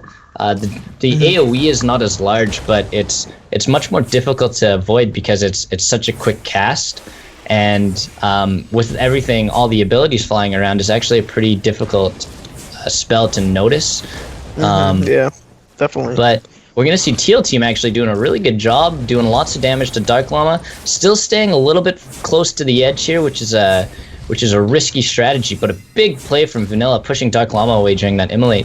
Again, not a lot of movement abilities on this Teal team, which means when they're getting those ring outs, they're taking a lot of damage from it. They're not able to. Well, we do see him instantly blink back there, but he's going to be on cooldown now, which means if he gets ringed out, it will mean Take quite a bit lot of of damage here. Yeah, and something I've noticed about the teams here, they don't do a lot of zoning outside of the ring. Oh, but we're gonna actually see Dark Llama go down here and turning this into a 1v2. Health is about the same, but we saw how the brown team, excellent crescent around that tombstone actually. But we've seen the brown team turn around a 1v2 again, but no mobility spell, just like you said, walking in and having that on cooldown take enough damage in the poison to actually turn this game around to a 2-for-1. Still for the brown team, but the Teal making an excellent comeback there. Yeah, Teal still do have some hope for that reverse sweep now. I'm interested to they're see. They're going to be hoping to do that. I'm interested to see how Dark Llama and Remy there are going to be changing up their tactics here. Maybe purchase another mobility spell or another defensive spell, because their offense seems to be quite strong. But what they lacked a little bit that round is mobility and a slight bit less teamwork they had, isolating one of the Teal players, like they've been doing from the previous rounds. One thing I'm surprised we haven't seen much of is the chain hook ability. I thought we'd see that a little bit more, especially if you go for a bit more of like a melee build. Yes, I understand. You know, a close quarters build, you can chain hook those guys in. But another useful thing that you can do with it is you can actually hook your teammate. So if your teammate is, say, ringed out or under some sort of AoE, you can just hook them right back to you. So it's actually you can use it for that as well. It's a versatile spell as well as the word I was looking for myself. Starting you know what? Round, these players, they're the experts. They probably know better than me. So trust their judgment. I think the chain hook is a very fascinating spell. Good crescent coming around the tombstone again. We're seeing Remy with a lot of those good crescents. A defensive berry here, changing the homing twice actually, and I think that was a chakram as well going out. It looks like it's mostly a 1v1 now, but they just regrouped both teams. Teal's looking a lot more hurt, but a couple of really good defensive plays. Vanilla with a huge speed boost into Immolate, but then Dark Llama countering with a blink into it. Being so close to the edge like that is always just such a risk to be hit through Immolate. And actually, I've noticed people are not upgrading their fireballs and using it actually as a defensive spell to counter homing, to counter those skill shots, essentially by just popping them. Yeah, they're just using it as something they can burn to stop those skill shots coming at them, which is an interesting strategy. You don't have to worry about wasting any of your high damage spells to do that, so definitely a really interesting strat, and you can use it as damage as well if you have to. It's not super effective. Vanilla going down, but Dark Llama going down as well, left with a 1v1, quite a lot of arena left as well, but that lightning strike is going to drop down right on Calm and just hit him as soon as he walks in. Really great play from Remy there. Excellent team. We're going to play out the last round, but congratulations to the brown team for winning this round. Don't forget, you guys are actually going home with 5 nights at Freddy's sister's location today, just for joining, as well as getting over it with Bennett Foddy, which is also both games which you could become a very popular streamer playing. So yes, and they're terribly infuriating. I'm actually not very good with scary games myself, so I actually do not play them because games are spooky. You know, they're very spooky. Games can get very spooky, yeah. DJ Skills in chat actually saying Hook is a pretty good. The main issue is it requires a lot of setup on both partners for it to be worth buying. Yeah. So it's more of a risk, I guess you could say. Yeah, that makes sense. To You kind of purchase, have to but set up. You kind of have to build your game plan around it in order for it to be super effective, I'd imagine. I agree. When I play this game, I actually like to build a sneak sort of AoE build. So I usually go with a wind walk to immolate out of the ring, and then I'll use the slow and the poison AoE once they try to get back into the ring. It's a fun combo. Here's the last round of the 4th match today. Congratulations again to the Brown team for picking up 3 wins. But let's see if Vanilla can't get 2 to 3. Comp coming in with an immolate, but just missing a lot of meteors. The meteors haven't been hitting too much. Counterpulse from Com, that's really good. Don't forget for match number 5 to join the Discord on the bench, you guys, just so we can get you guys into the game as fast as possible. Excuse me. Match number 5 will be going home with Bad Dream, Coma, and Fidel Dungeon Rescue. Just for showing up. And this last round is going to be a lot closer than the other ones so far, as HP is concerned. I agree. But we do see some jumping in now. Playing a little more conservatively, playing a little more passively. You can see each team avoiding the edges at the beginning, and Vanilla getting hit up for a little bit of damage here. Creamy taking 10 damage there. Or Remy, excuse me. But now getting isolated here. Oh, and that's a great meteor right there. And just the knockouts. It does look like it's going to be the Brown team taking this final round unless we can get another crazy clutch here.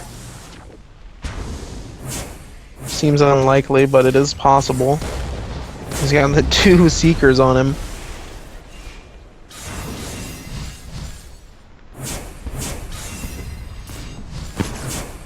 him. Calm. Last man standing, unfortunately not good enough. The Brown team coming in with a huge victory, 4-1. And that would be the end for the Tryhard Neckos. Good job, Faceless. You guys did an excellent job winning that round 4-1. A lot of good plays, you guys. It was nice to see. It was nice to see Vanilla getting into those leaderboards a little bit though. With the Tryhard Neckos. Thank you guys so much for coming in today and joining the tournament. Don't forget that you guys are going home with Getting Over It with Bennett Foddy and 5 Nights at Freddy's sister's location. So it's not just a loss. You still get your free games, but we'll be moving on to the next match today with Toxic Potatoes versus Vera and Manitar. Yeah, definitely not as close as our first match, but not a blowout like the second match, so definitely a good match there. Pretty happy with that one. We'll just be setting up the game right now for you guys. For everybody at home, thanks again for tuning in. I hope you guys are looking forward to your matches and the upcoming ones as well. Don't forget, it's really important to keep viewing because not only are you learning something about the enemy teams that you might or should be or will be, playing against next, but you will also be maybe picking up a new strategy or seeing what has been working best for the winning teams compared to the next teams. So we actually have for match 5 Combat Wombat and Crisposaurus against Vera and Manitar. If you guys would like to join us in the Discord for the Team 1 and Team 2, we'll be getting your game in here right away.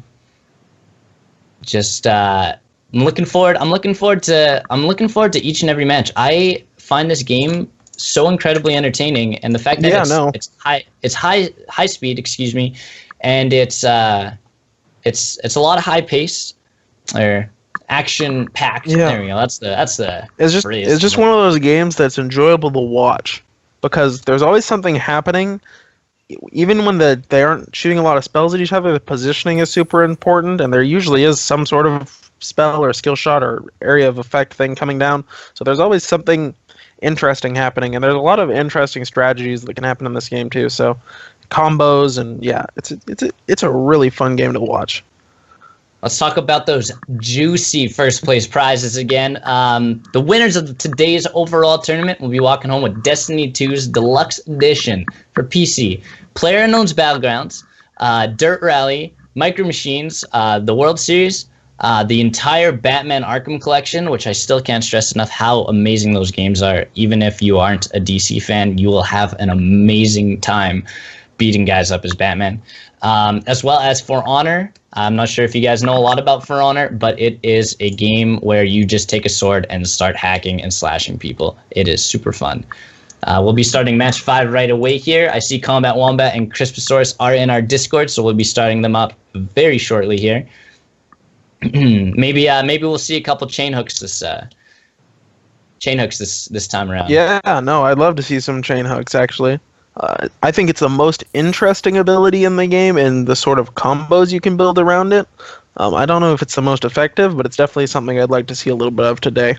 So another thing I'd like to see is using those AoE effects when you ring out someone to drop it along their path back into the ring. Because they have to come back into the ring or they take more damage from being out of the ring, but they're running into your AoE effect, so it actually can be a very powerful combo.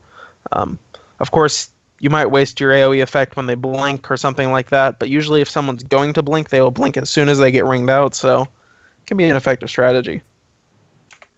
I agree.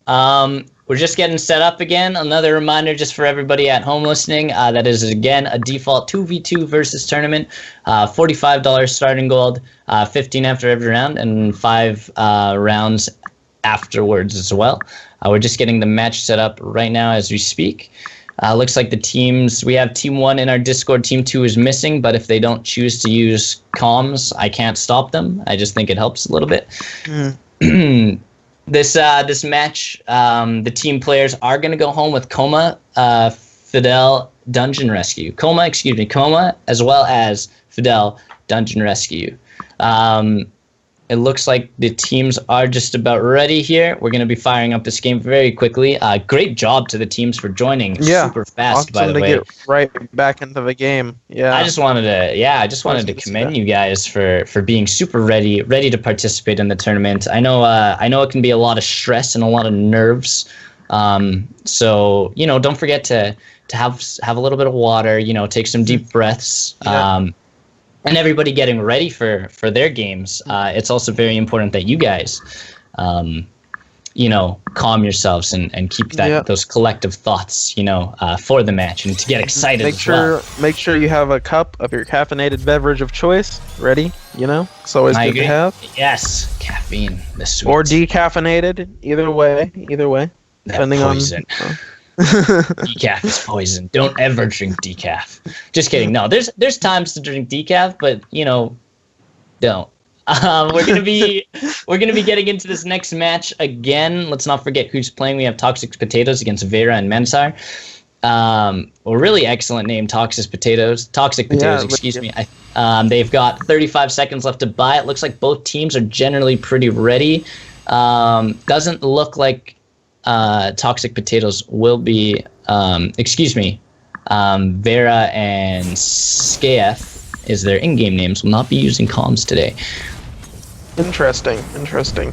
Or maybe they're using some sort of comms outside of Discord. Who knows? Maybe they're brothers and they're sitting right next to each other. You never know. Big combo from Vera and straight Skaef away. They're hitting Combat Wombat with so much damage.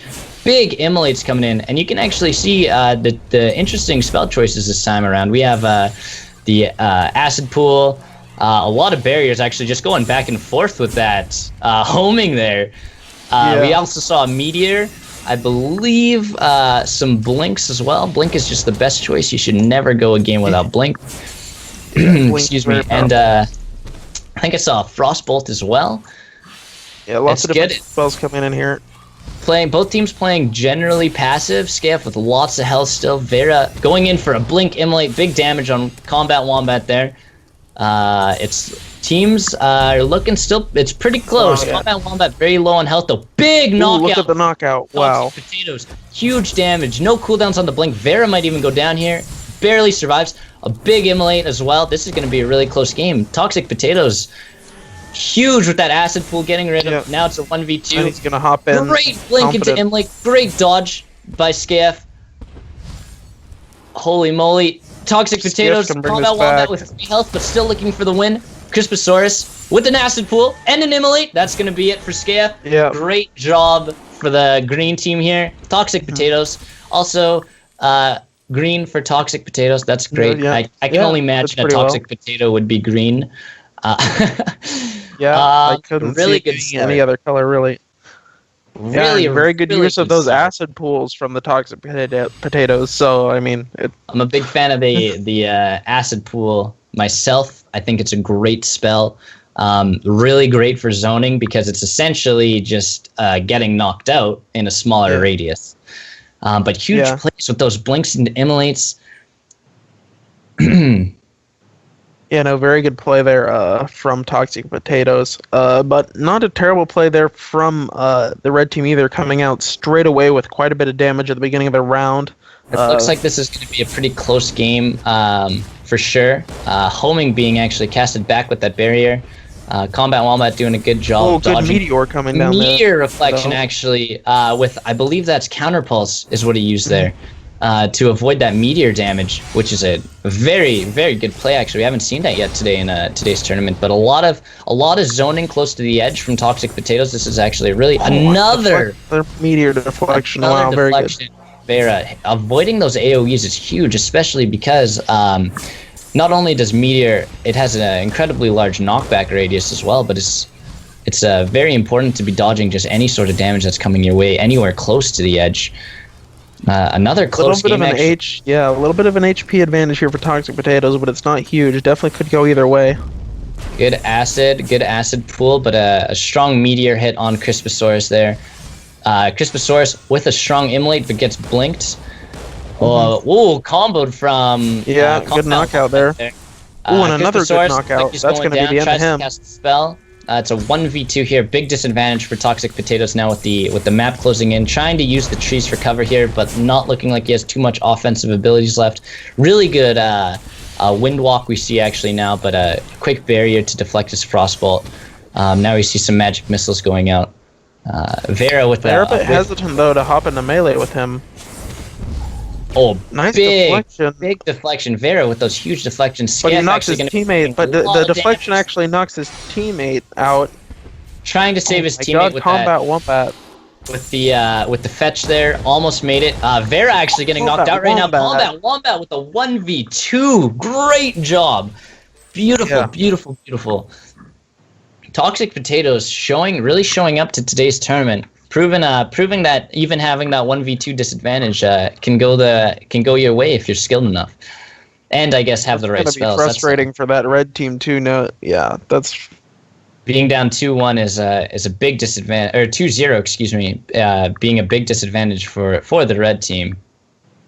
The meteor reflects are coming in super clutch, but it's just not enough to be solidifying that victory. With the third round here starting now, we're going to see a lot of aggression. It looks like both teams are into the 1v1 aspect, but now grouping up. Good Immolate, Blink, Acid Pool from both teams actually going out now.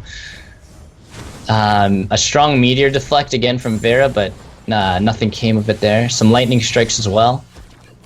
These Immolate dodges are quite impressive actually. Crisposaurus getting in close with Scaf there, but not being able to do too much.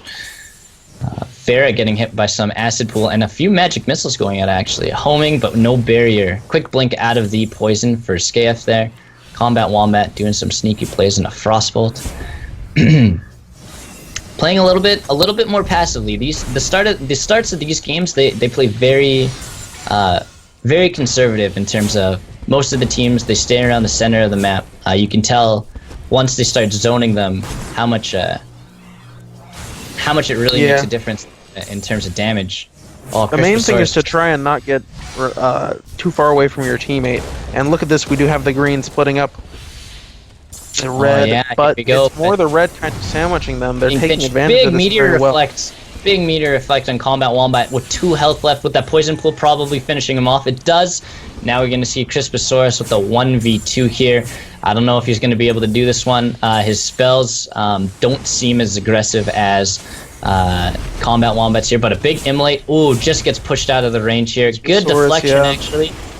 Not doing quite as well at avoiding that damage as Combat Wombat did. Need a strong berry. Good acid pool there with a blink out of it, but hits himself with his own ability there. And right knocked into the acid pool. Really good homing coming in from the red team there. Scaf and both Vera doing a really good job that time. Yeah, good jobs looking at that last 2v1 and seeing what they did wrong. How did we lose that? What can we change this time? Keep the pressure on him. Make sure we're doing damage. Don't play it passive. When you got that 2v1, you've got the advantage. You can hop in, go in melee, hop back out. And, you know, you're probably going to, even if you take a little bit more damage, as long as you're doing damage to them and putting pressure on them, they're going to continue to make mistakes. I agree, and when you see those AOE plays, these players here have been a lot more focused on those AOEs in terms of what we've seen so far. You're seeing a lot more acid pools, you're seeing a lot more meteors, and those meteor deflections and the barriers to avoid a lot of the incoming spell shot or the skill shot damage from homing, from frostbolt, from fireball is actually really impressive to see how they're utilizing a barrier into an AoE. With the start of the fourth round here, 2-1 for Toxic Potatoes. Vera and Scaf doing a relatively good job 1v1ing each other's opponents here, but now getting close, just missing the blink into Immolate. Yeah, we do see the initial exchanges coming out. Nothing too crazy, but quite a big melee combat there. Vera going to get knocked out. We see an upgraded meteor actually as well. A couple of fireballs going out, homing with the barrier misplaced as well. Toxic Potatoes taking a lot more damage than the red team here, although they're doing a very good job in avoiding lots. Ooh, big great meteor again. Nice homing block with that Frostbolt. It's interesting how he chose Frostbolt instead of Fireball. But we see an upgraded Frostbolt as well. If you're using those AoEs, Frostbolt can be very powerful because you hit them with the Frostbolt, slow them down, drop an AoE. It's much more difficult for them to get away from it. Yeah, and of course it doesn't work as well when they have the deflect, but... Vera getting hit, knocked out of bounds there as well. Red team looking a little bit hurt here. Getting really especially pushed gonna go down. Scaf, you losing a lot of cover now that the map is shrunk. Blink into Immolate, but knocks out Crisposaurus, hits him with I believe that was a lightning strike. Now it's a 1v1 with 0 cover here. This is going to be all relying on cooldowns and skill here. Skip going to be in the advantage with a good poison more HP. Zone closer to the edge here. If he can hit him out of bounds here, they're not going to be using their blinks for anything else besides getting back into the arena. With a good hit on Combat Wombat, pushing him just out of the ring here. Yeah, anything really to Combat Wombat would kill him here. And a magic missile to finish the job. 2-2 for the red and green team. We're going to be seeing another extremely close match between these two teams. Just a reminder to the people on the bench for team match number 6, Benji and ASDF versus the Lemon Odin, Tommy and Solomon, to join the Discord and get ready for you guys' next match. Yeah, that was a good match. Round 5 is actually going to be starting. It's 2-2. This is the closest match we've seen all day. I'm interested to see how the teams are going to be pushing for the victory in this one. We're seeing a couple upgraded homings, pools, and some good sportsmanship in the chat. Scaf with good luck. Yeah. Always a pleasure to see that. And Skiff going to be starting out here. It's a big risk. Vera's already being isolated, but Scaf is trying to get close to him and give him some support. A blink into Immolate, but now Toxic Potatoes being a little bit too close to the edge and seeing 3 magic missiles come out to knock out Combat Wombat there. Yeah, if the red team can get the reverse sweep here, that would be an epic comeback. Let's see if they can do it. And those deflects. Those deflects over and over again. But a quick homing. That was a very fast meteor cast after. Using Immolate too early before blinking Scaf, just missing that. Same thing with Combat Wombat, avoiding Crisposaurus actually walking into that Frostbolt there. deflecting a homing, combat's dodging a homing, as well as there's that acid pool. I'm telling you. Oh, there's the grapple hook that we've been looking for. Yep. There we Chain go. hook coming in, pulling him into the acid pool. We're gonna see more deflects coming. Oh, that was smart. They used both their meteors at the same time, but that way they couldn't deflect both of them.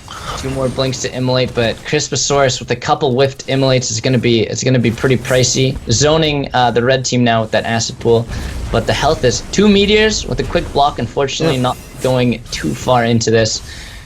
Crisposaurus getting knocked out with a quick blink into the arena again. A little bit too low with 1 health left in a barrier up. He's got to be careful where he steps. Skiff getting knocked out for just a couple damage here. Now we're going to be seeing the marina getting so small, and Crisposaurus just being able to dodge this homing here.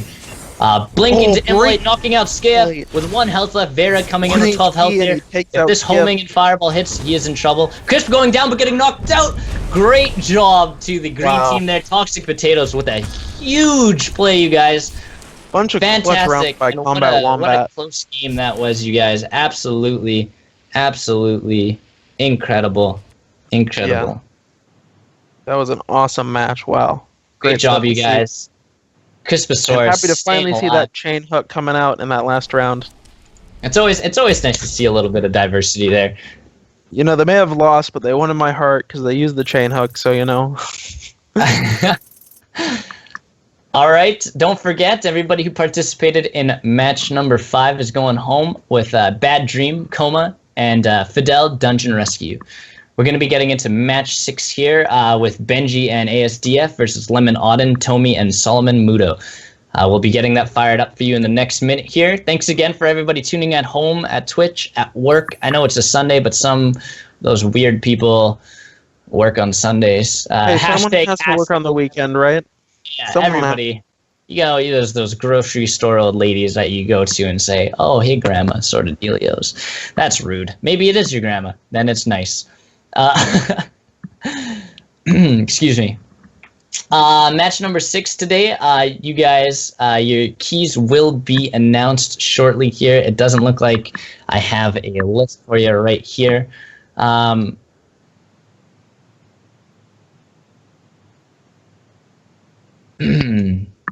Let me just take a look here at our roster, what we have in store for you guys here today.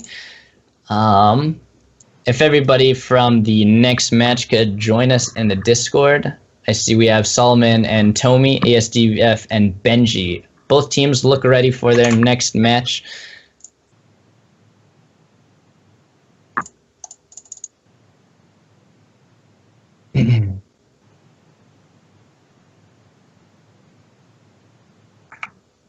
Excuse me here, you guys. We're just going to be firing up that next match. Right now, it looks like both teams are generally pretty ready. Good game again to Toxic Potatoes and Vera and Manitar. You guys played very well. What an incredibly close game. I'm sure you guys are sweating. Go put on some deodorant, you stink boys. Sounds good. Sounds like the next match is hosted here. We're going to be firing it up for you guys in the next minutes. I'm looking forward again to seeing these plays. It does look like the acid pool is coming in clutch. It is not only a great ability for zoning, but it is also a huge ability just for finishing off those low health targets here. Nothing better than seeing a 2v2 turn into a 1v2 just by hitting just a simple AoE spell. Yeah, acid pool definitely going to be one of the staples, as well as that seeker. Both of those being played in pretty much every match we've seen so far. The other stuff, you know, you were seeing a mixture between fireballs, lightning bolts, and frostbolt, depending on what people want. Some meteors as well. Lots of different spells, lots of different defensive options people taking. We've seen barriers. We've seen people taking that deflect, and as well as the rock pillar much earlier in the day. So, yeah, it's cool to see that, you know, everything in this game is pretty viable. That means that the devs have done a good job in balancing the game. And it seems quite. It's not only simply just balanced, but it's also It's also very intricate and on like a fine line. You know, where you have that ability to take a very simple spell like Fireball and Frostbolt and homing even to block more significant spells like hitting a homing with a homing, a firebolt with a homing, a frostbolt with a homing. Something like that can become such a huge difference from an AoE spell where it's very simple to dodge. It's very simple to dodge, yet incredibly useful once that arena gets smaller. I'm just going to be we're going to be setting up the server again right now. I just had a little bit of an issue there earlier, but we're going to get it fired up. Thank you again for the teams joining the game very, very quickly. It's very good to see how quick you guys are and how ready and excited you guys are to be participating in today's tournament. Yeah, definitely. And even once the tournament's over, make sure to stick around the Discord. We do run tournaments for all sorts of different games. So find some cool new games to play that are competitive indie games. It's really cool to find all these new games like this one that are pretty awesome. Yeah, it's great. It's great to see how many people came out today to play some Spellsworn, to participate in the tournament, and to try and win some free games. And it's great because we like to give back to the community a lot, giving you guys free games for just participating, because we love to see that participation and getting to meet people like you guys, getting to meet the community for a specific game is such a big deal for us, because not only is it, like I was saying earlier, gamers are such a tight-knit community, but it's developing friendships, and you never know, maybe one of the dreams of mine, I'll tell you a dream, is to have somebody on Twitch in a channel find love and get married through Twitch. I've always just wanted to be a part of that, I just think it's amazing. So everybody in chat, I'm not saying go out and love each other, but extend a hand out to your neighbor and say hello and play some games together sometime. Yeah, it's just good to see the community just always participating and enjoying themselves as much as they can. Yep. Nope. Love blooms wherever human beings interact. So go out and interact with those human beings. It's it's always good to see. The match has started. The lobby has been created. If I could just get both teams to be joining the game here. We'll have it started up for you guys right away. It looks like we got one in right now. That means the rest shouldn't be long after. For all the viewers at home, once again, it's just important that we all remember the rules in terms of it's 2v2 teams with a $45 starting limit, 15 after every game, and 5 rounds per match. We are on match 6 of the day. And we're going to be playing with Benji and ASDF against Tommy and Solomon. I'm just getting the permissions for them to join right now, so they'll be getting in any second here. I'll marry the caster, Luminant. You know what? I'm available and looking for love. I love you. You know what, Luminant? Let's get married. It's happening. We're eloping. Everybody in Twitch chat is our witness. We're eloping. Yeah, there you go. Say the vows. I'm looking for the wedding. We're all getting married. Yeah, everyone. Excuse me there, just getting some water. Looks like both teams, we're just missing one player here. We'll be back any second here with some more Spellsworn. I'm looking forward to this next match. Whenever I see the people join our lobby, it gets me excited, because you tend to base somebody's skill off of their level and how cool they look. If somebody who looks so cool in a game, you just know their experience. It's just the rules. And I mean, look at this. The orange team here, synchronizing their staves. That's just great to see. It's beautiful. I'll ordain you guys. Preet, thank you so much. We're all getting married. Fantastic. Just waiting for one last team member. I do believe we are missing. Who is it here? Benji, I believe, or ASDF. We're missing one of the players here. It shouldn't be long now. If you're having any connections issues, just right-click on your Steam friends list to whoever's in the lobby already, and just press join game. That should get you in, no problem at all. Or invite them to the lobby as well. If you guys are having connections issues, that is like the _1 best way to solve it. Yeah, it's a nice little trick. For everybody on deck waiting for the next match, that'll be between PGASG, which is Pagazga, Pagazga. in word language. I don't know if that's not right. Okay, that's a great name. Against the Magic Boys, spelled with an I. So like you guys are lit. It's the rules.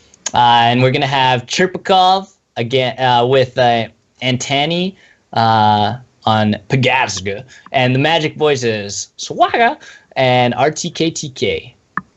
Just get you guys on deck for the next match. If you guys are in the bench, just so we can get you fired up really quickly. If you have any questions, please feel free to ask any of our staff or our executives. If you guys are having any trouble at all, they're always willing to help at any time during these tournaments, anytime during the day. Our staff and the people who work with OP Noobs and E4i, just beautiful people, all incredibly genuine.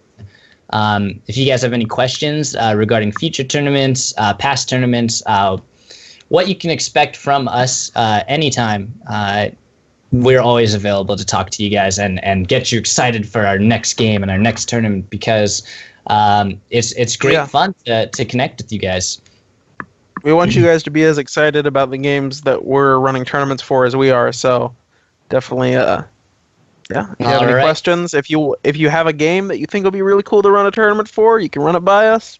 Just let us know.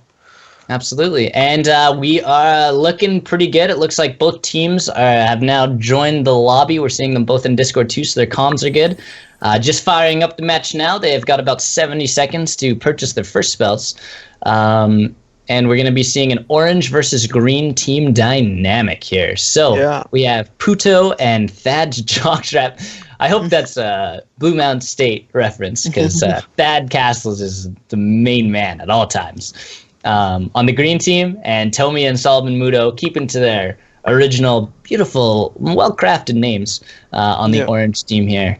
Anything you're looking forward to, Soren, for this next match? I'm hoping to see more chain hook. That's just what I want to see.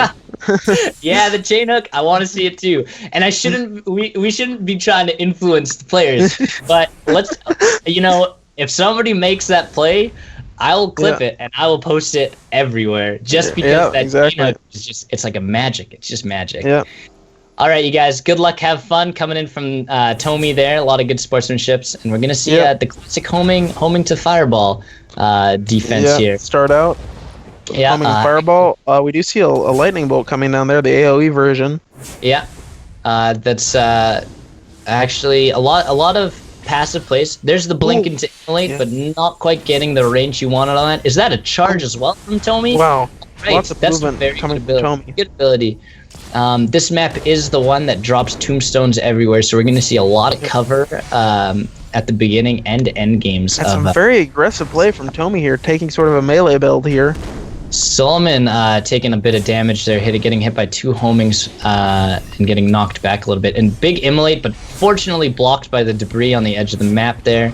A charge from Tomi, but now being isolated is going to be tough. Another blink into immolate, pushing Puto out of the map, doing a good amount of damage. Oh, there it is! There's a chain hook. Unfortunately, it was a whiff. Good try, Thad. I believe in you. This is going to be a good map for those melee builds, though, that Tomi is using because of all the cover. Your long-range spells aren't going to be as useful. These melee builds are going to be very powerful. Oh, good. That good homing right around the corner. Solomon using that. Oh, a chain hook into immolate, but not quite getting the range he needed again. We're going to see both teams actually using the cover. Oh, and a deflection, actually, from Puto. That counter pulse is a great ability. Yeah, very good. Taking quite a lot of damage and actually going down. I believe that was a lightning strike on him there. Immolate, big play, but the blink stopping it. Pushing Puto out of the map. Actually, this might be it. He's running that's the option be the end. Here, throwing some damage out as best he can. Victory goes. Doing a little dance there at the end. Victory goes to Toxic waste. So it's you, once you know you're gonna die, may as well do like a quick spin or something, you know. Go with style, right? We're gonna see now those quick buys. I always like to see the first round is that adjustment round, getting used to the ping, getting used to how your enemies play. And then the second round is always good because then you get those upgraded spells, which gives you just a lot more excitement, a lot of what's the word I'm looking for? Empowered aggression. Yep. And green team's gonna go, okay, they've gone with a melee build now. What can we do to counter that? Yeah, exactly. And I'm hoping to see. You've gotten me a little bit revved up for that chain hook now. Chain hook. Yeah. I just can't wait to see what happens. Especially, we're seeing a melee heavy game. I'm just saying that the chain hook can work really well with that. Tomy though actually has chosen to loosen up his and straight into melee there.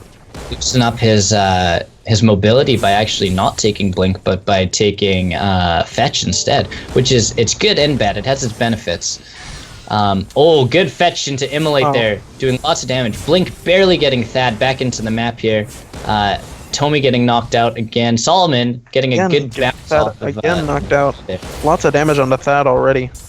It's looking pretty bad for Thad there. The chain hit goes out, but that fetch into immolate, man, Tomy is doing a really excellent job hitting that ability. That combo is super powerful. We see that hashtag acid pool meta coming out a little bit there from Pudo. Definitely lots of acid pools. A couple fireballs going out. Very strong zoning tool, especially fetch into immolate, but blinked out of.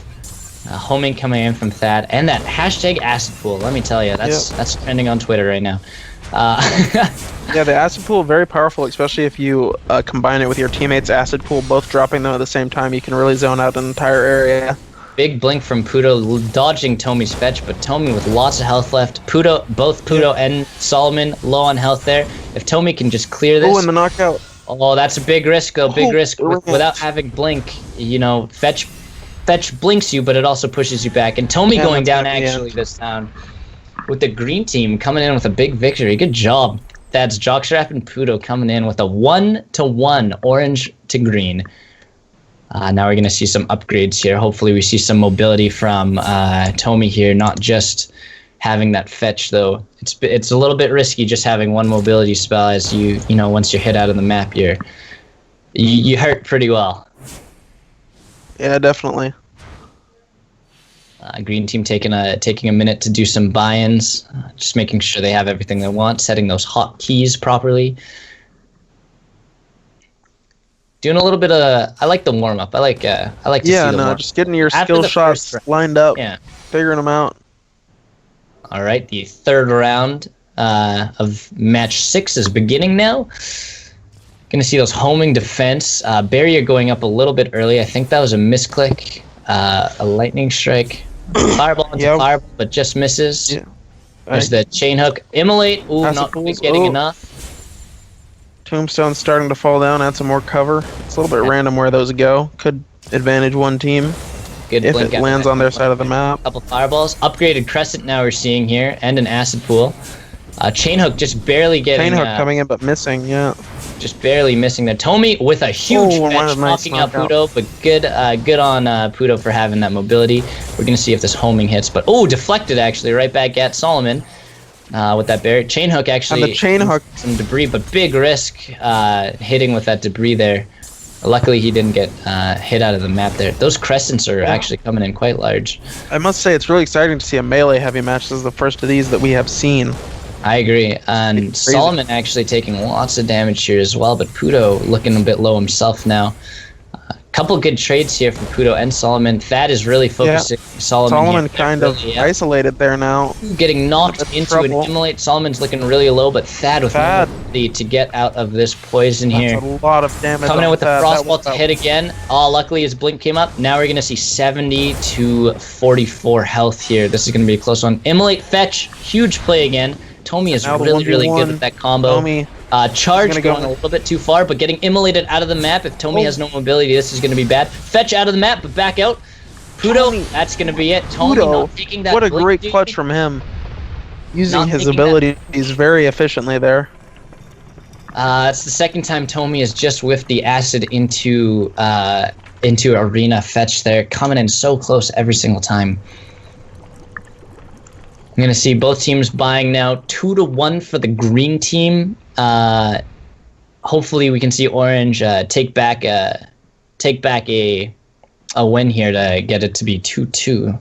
It's always good to see that. It's certainly close. I mean, he had the advantage in that 1v1 at the end there, but just losing out to a very good play by Puto. Just really comboing his spells perfectly there. To come from 35 health behind, but the 2v1, it's interesting to see how each player handles a 2v1 situation differently, because even being higher health, they still manage to get away with it. Starting the 4th round of the 6th match here for Spellsworn E4i tournament. A couple of good fireballs going out. Actually, a warp gate we're seeing now, which is a big play. It essentially doubles your damage count if you can hit an ability. Puto using that speed boost there, but Thad getting hit with the frostbolt now. A lot of damage coming up from Puto. He's got a lot of those long-range spell shots here.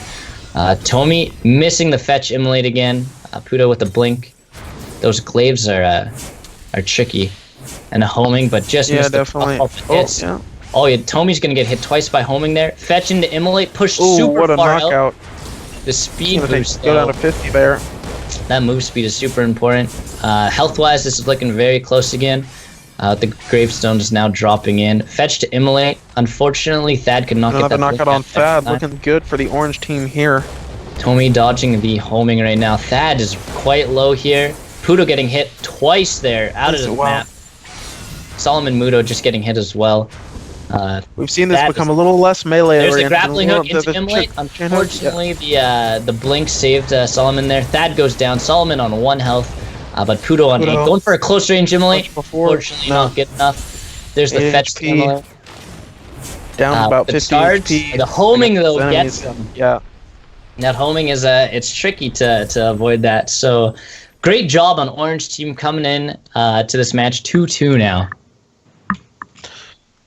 Yeah, great play from both teams, taking it to the 5th round again. We're seeing this happen a lot. These teams seem pretty equally matched. Couple more seconds to buy here. We're gonna be the winner of this match is gonna take it all home. Benji and ASDF, Tomi and Solomon Muto, you guys are going home with some Steam keys yourself. We'll have one of our staff send you guys some links for that as well. Just getting this match started. It looks like we have fully upgraded most of our abilities on each team. A lot of the important ones as well. Check on Tomi here to see if he's chosen any other mobility spells. Unfortunately, he's chosen 2. Yep, he seems to be a player who really values his movement.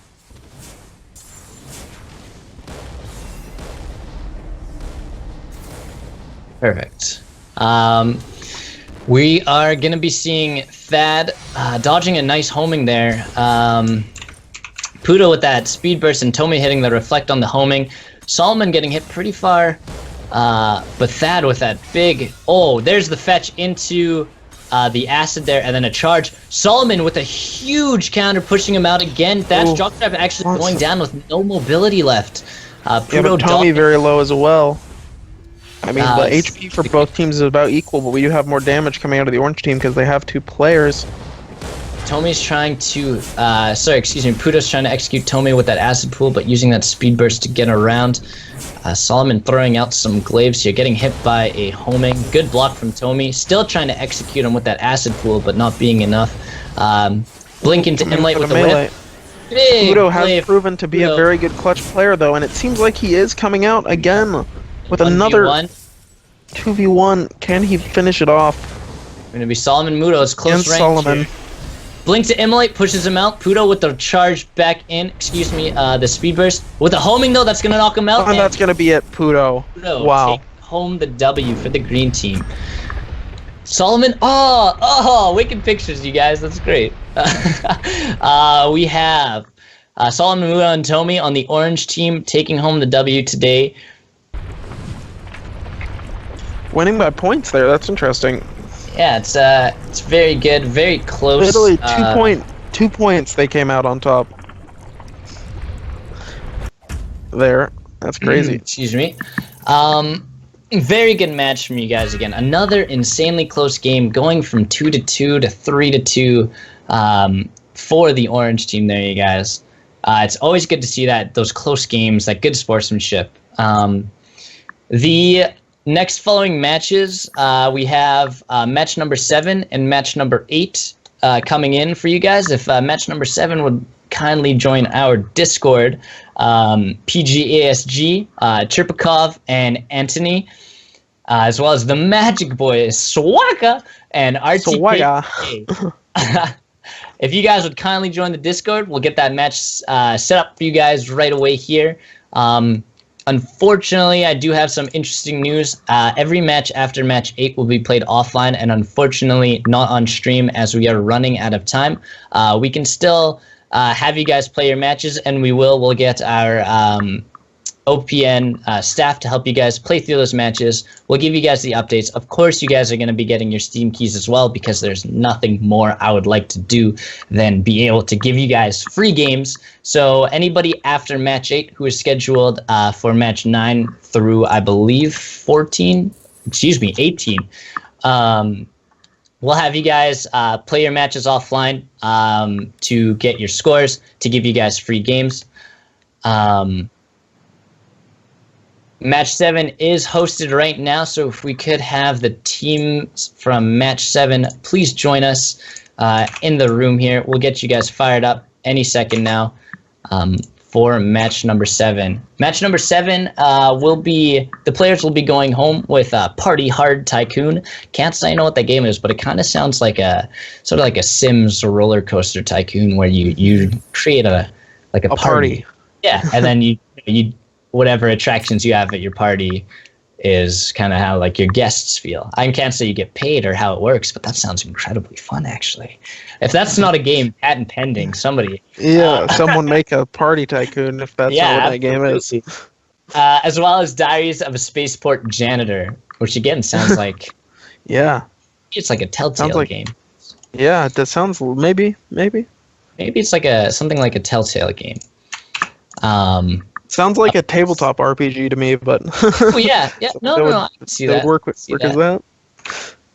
We'll be getting match number 7 started again right away. That is the Magic Boys against PGASG.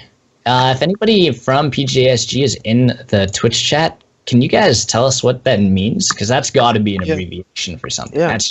It can't just either an inside joke or an acronym for something. I don't know. I want to know though. All right, just waiting for the teams in the lobby now. Orange ended up winning from the 3-2 victory there, Epsilon Strep, if you were wondering. They came back. I'm not sure exactly what it was because Orange won by points, but Green actually won 3 rounds. Oh, so yes. So Green had won. That was my apologies. I had mistaken that. Thank you for clearing that up, Soren. No problem. Looks like we have the teams joining in now. Once again, the prizes for this match, just for playing. All you guys had to do was sign up and you get free games and get to stay up late on a school night. With an excuse. If your mom is like, or your parents or someone, or your teacher is like, why were you up so late? Just be like, free games. Yeah, maybe you have an alarm set for the morning to wake you up at 5 a.m. to play your match. Looks like we are going to be having all the teams are in. The Magic Boys would like to be yellow, it seems. Or orange, excuse me. We're going to get this match number 7 started right here for you guys. PGASG with Chirpakov and Anthony versus Swaka and RTK for the Magic Boys. Beautiful, beautiful name. I love that. You know those guys are friends. They're totally friends. Sitting down, playing, hey, you want to play this tournament with me? Yeah, what's our team name? The Magic Boys. We have the King and Anthony. Readying up already. It looks like they are ready to go, and we're going to begin match number 7 with round number 1 here. Great map again, this one providing a lot of cover, so a lot of different strategies you can use on this one. Blink to Immolate, quickly missing Swaka there. Lightning Strikes actually we're seeing now. Let's take a look at our team's choices for spells. We have a lot of homing, of course Fireball. We have the Lightning Strike and Speed Burst. Classic, you can never go wrong with the Counter Pulse. I believe it's one of the most useful spells in the game, especially if you have something big like a Meteor or even a homing after you. It can be extremely useful to avoid damage. Anthony actually getting zoned out of the edge here pretty well here, running out of space to move. Magic Boy is moving in on him to try and hit him out of the ring, but actually Swaka taking a little bit of damage out of the ring as well. TK getting hit for the first time just now. Anthony with a blink to Immolate. Excuse me. Anthony again taking a little bit more damage though now. TK taking some finally himself.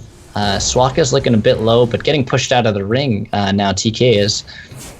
Let's see. With a barrier, I wasn't even sure TK had a barrier and a homing as well. You're gonna see the speed boost into Immolate, but actually counterpulsed it. Very good play from the King. As the arena gets smaller, we're going to see a lot more action, a lot more Immolates. This team has not been very Immolate focused. You can tell they're trying to just throw out some poke and wait until that ring gets a little bit smaller, dodging the homings and countering them with fireballs as well. I think homing is a very useful spell, but it's also very easily dodged unless there's something else coming at you. Magic Boy's actually taking a lot more damage now than Anthony and the King here. Getting pushed out as well. This is going to be another really close match, I believe. Oh, yeah, it is. King barely surviving here. Swaka with 5 health left. We're going to see it's going to be first to hit the other opponent for death. Yeah, King Swaka and the King close to death. Dodging, homing, but unfortunately getting hit into a homing. Anthony running out of what a knockout. Poison. Ooh, but Orange taking it home for the first win of match 7 here. Very close game from the end there. Yeah, good play from Magic Boys at the end there. Just trying to stick close together, use their abilities effectively. Very good play from them. Close match, though, that first round. So be interesting to see how the rest of it goes. But, of course, both teams going to know what their opponents are doing. And, again, they just both buy real quick. They both have a plan, and they're going straight into it. Extremely ready to get into the next match. We're seeing a Meteor as well, an upgraded Meteor, as a matter of fact, avoided by a Counterpulse. But it looks like the Magic Boys, I'm excited to see how they play this one out, because that last match was incredibly close, and we're going to be seeing a lot of early game poke again. Not so much on the Immolate side of things. Blink to Immolate actually there, as I was just speaking on Anthony. Magic Boys getting a little bit of damage on Anthony, keeping him out of the ring, taking lots of damage. About 50% health now. TK with the barrier trying to avoid it. Yeah. There's a hashtag acid pool meta. There it is again. Anthony actually really low on health here. Throwing out some poke, throwing out some meteors. Actually hitting TK there with the splash. Was that a charge as well? Yeah, charge. King looking for an Immolate, but just missing. It's pretty close, but Anthony is he's trying to stay behind some cover. You can tell here, but he's looking very low and staying close to the edge when you're low on health. It's quite dangerous. Getting charged and knocked out just a little bit. Almost getting reflected on. Swaka with a huge Immolate knocks out Anthony. 2v1 for the red team here. Magic Boys coming in super strong this round. King getting knocked keeping out. the King out, whiffing the Immolate and the charge. We're going to see if King's just waiting for cooldowns here. Getting hit by the homing. Avoiding the acid pool, fortunately. Getting his homing reflected on him. Oh, the blinks to Immolate just missing. Actually, Swaka and TK hitting themselves with their homing and their fireball. Missing the charge. Getting zoned by the acid pool now. Has no choice.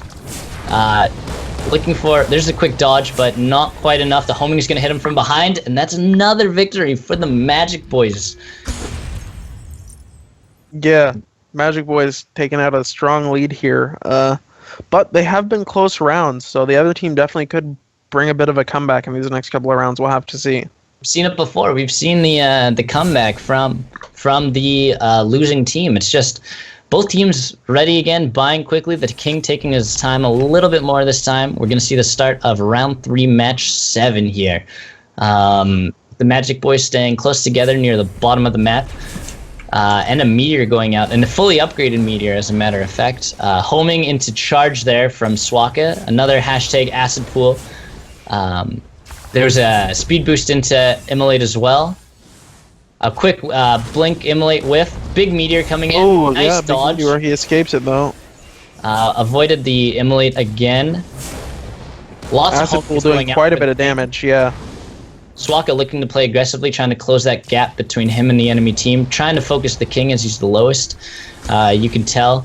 Get that enemy out of the way. Ooh. Big meteor right out of the bounds. Nice deflection from TK there. Swaka dodging a homing with the second one coming. Uses his speed burst to dodge it into the tree. TK just whiffing his Immolate there, and a big meteor coming down. Swaka trying to close that distance again. And a homing to I want to distract. see if they can take out the king so they can get that numbers advantage. Getting hit out of the map. Magic Boys taking a lot more damage. The red team's doing a really good job to keep them low, keep their distance, and do lots of damage from afar. We're gonna see a charge coming in. Ooh, TK coming. Oh, what a beautiful big Immolate there. out of the map there. Taking out TK. Anthony does an excellent job. Oh, zoning Swaka out of the map now. 5 health. It'll be an insane 1v2 if Swaka can win this. Looking grim for Swaka here. Missed Immolate, but reflected homing, and that is the game for the red team. Great job to Anthony there, and Chirpikov, or the King, excuse me. Doing really, really well that third round. Gonna do their quick buys. I assume these guys are well trained in what do we want to buy here kind of strategy. Mm-hmm. Very quickly, both at the same time, teams are ready to go, and we're going to see the start of the 4th round. 2-1 for the orange team. A couple meteors coming in already. Homing fireball, lots of homings coming out, lots of lightning strikes coming. There's the acid pool. I believe only one member from each team has an acid pool. Whiffed Immolate. Yeah. And the King doing a really good job with his phase shift to dodge a lot of that oncoming damage here. Anthony just barely dodging a home and getting reflected on by TK.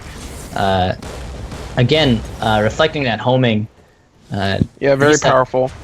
Lots of very good utility spells actually coming out this match here. You're seeing a lot of really great barrier reflections. You're seeing those phase shifts. Yep. You're seeing the counter pulses.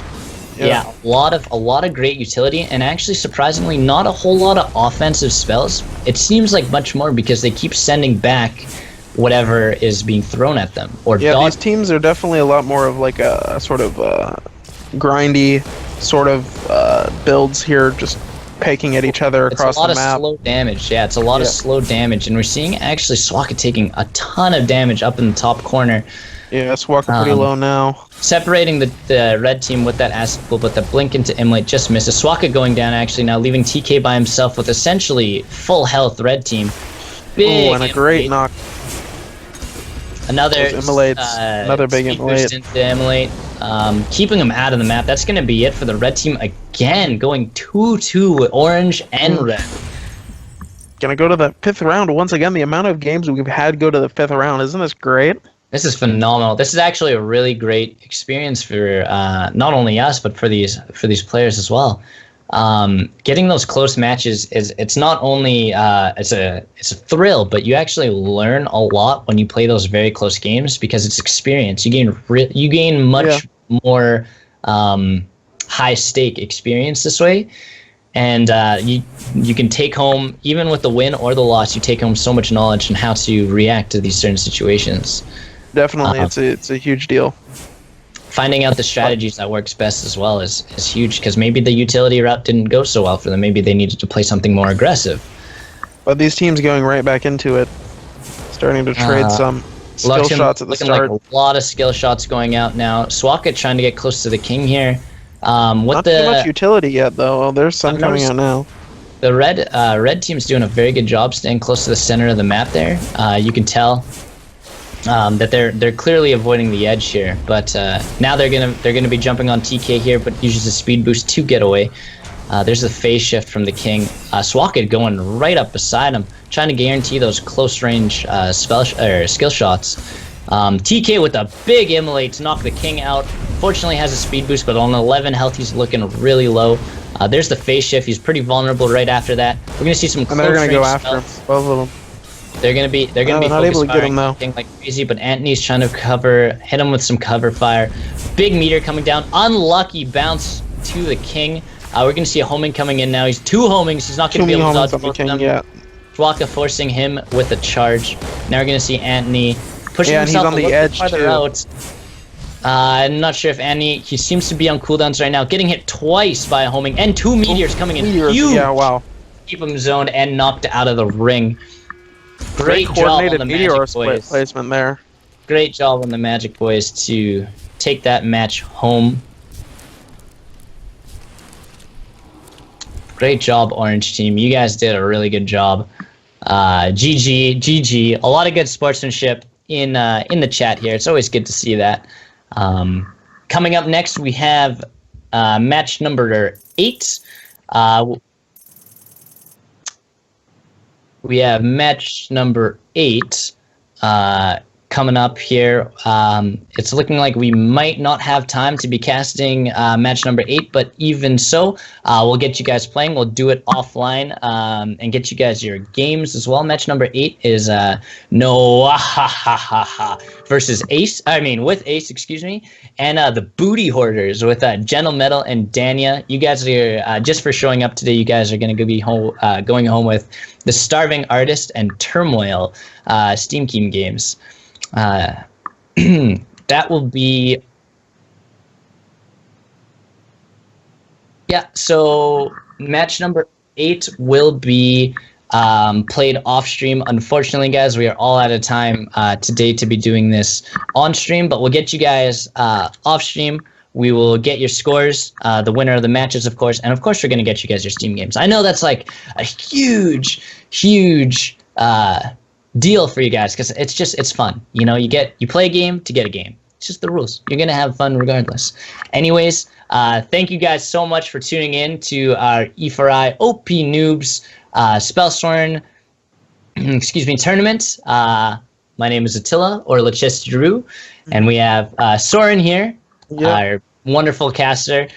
So we will see you guys next time. We will be taking down the scores of all the offline games, spectating them, and screenshotted, so there is no tomfoolery. You guys will get your games, and we will see you guys all next time. Thank you so much for tuning in, and have a great day, evening, or night.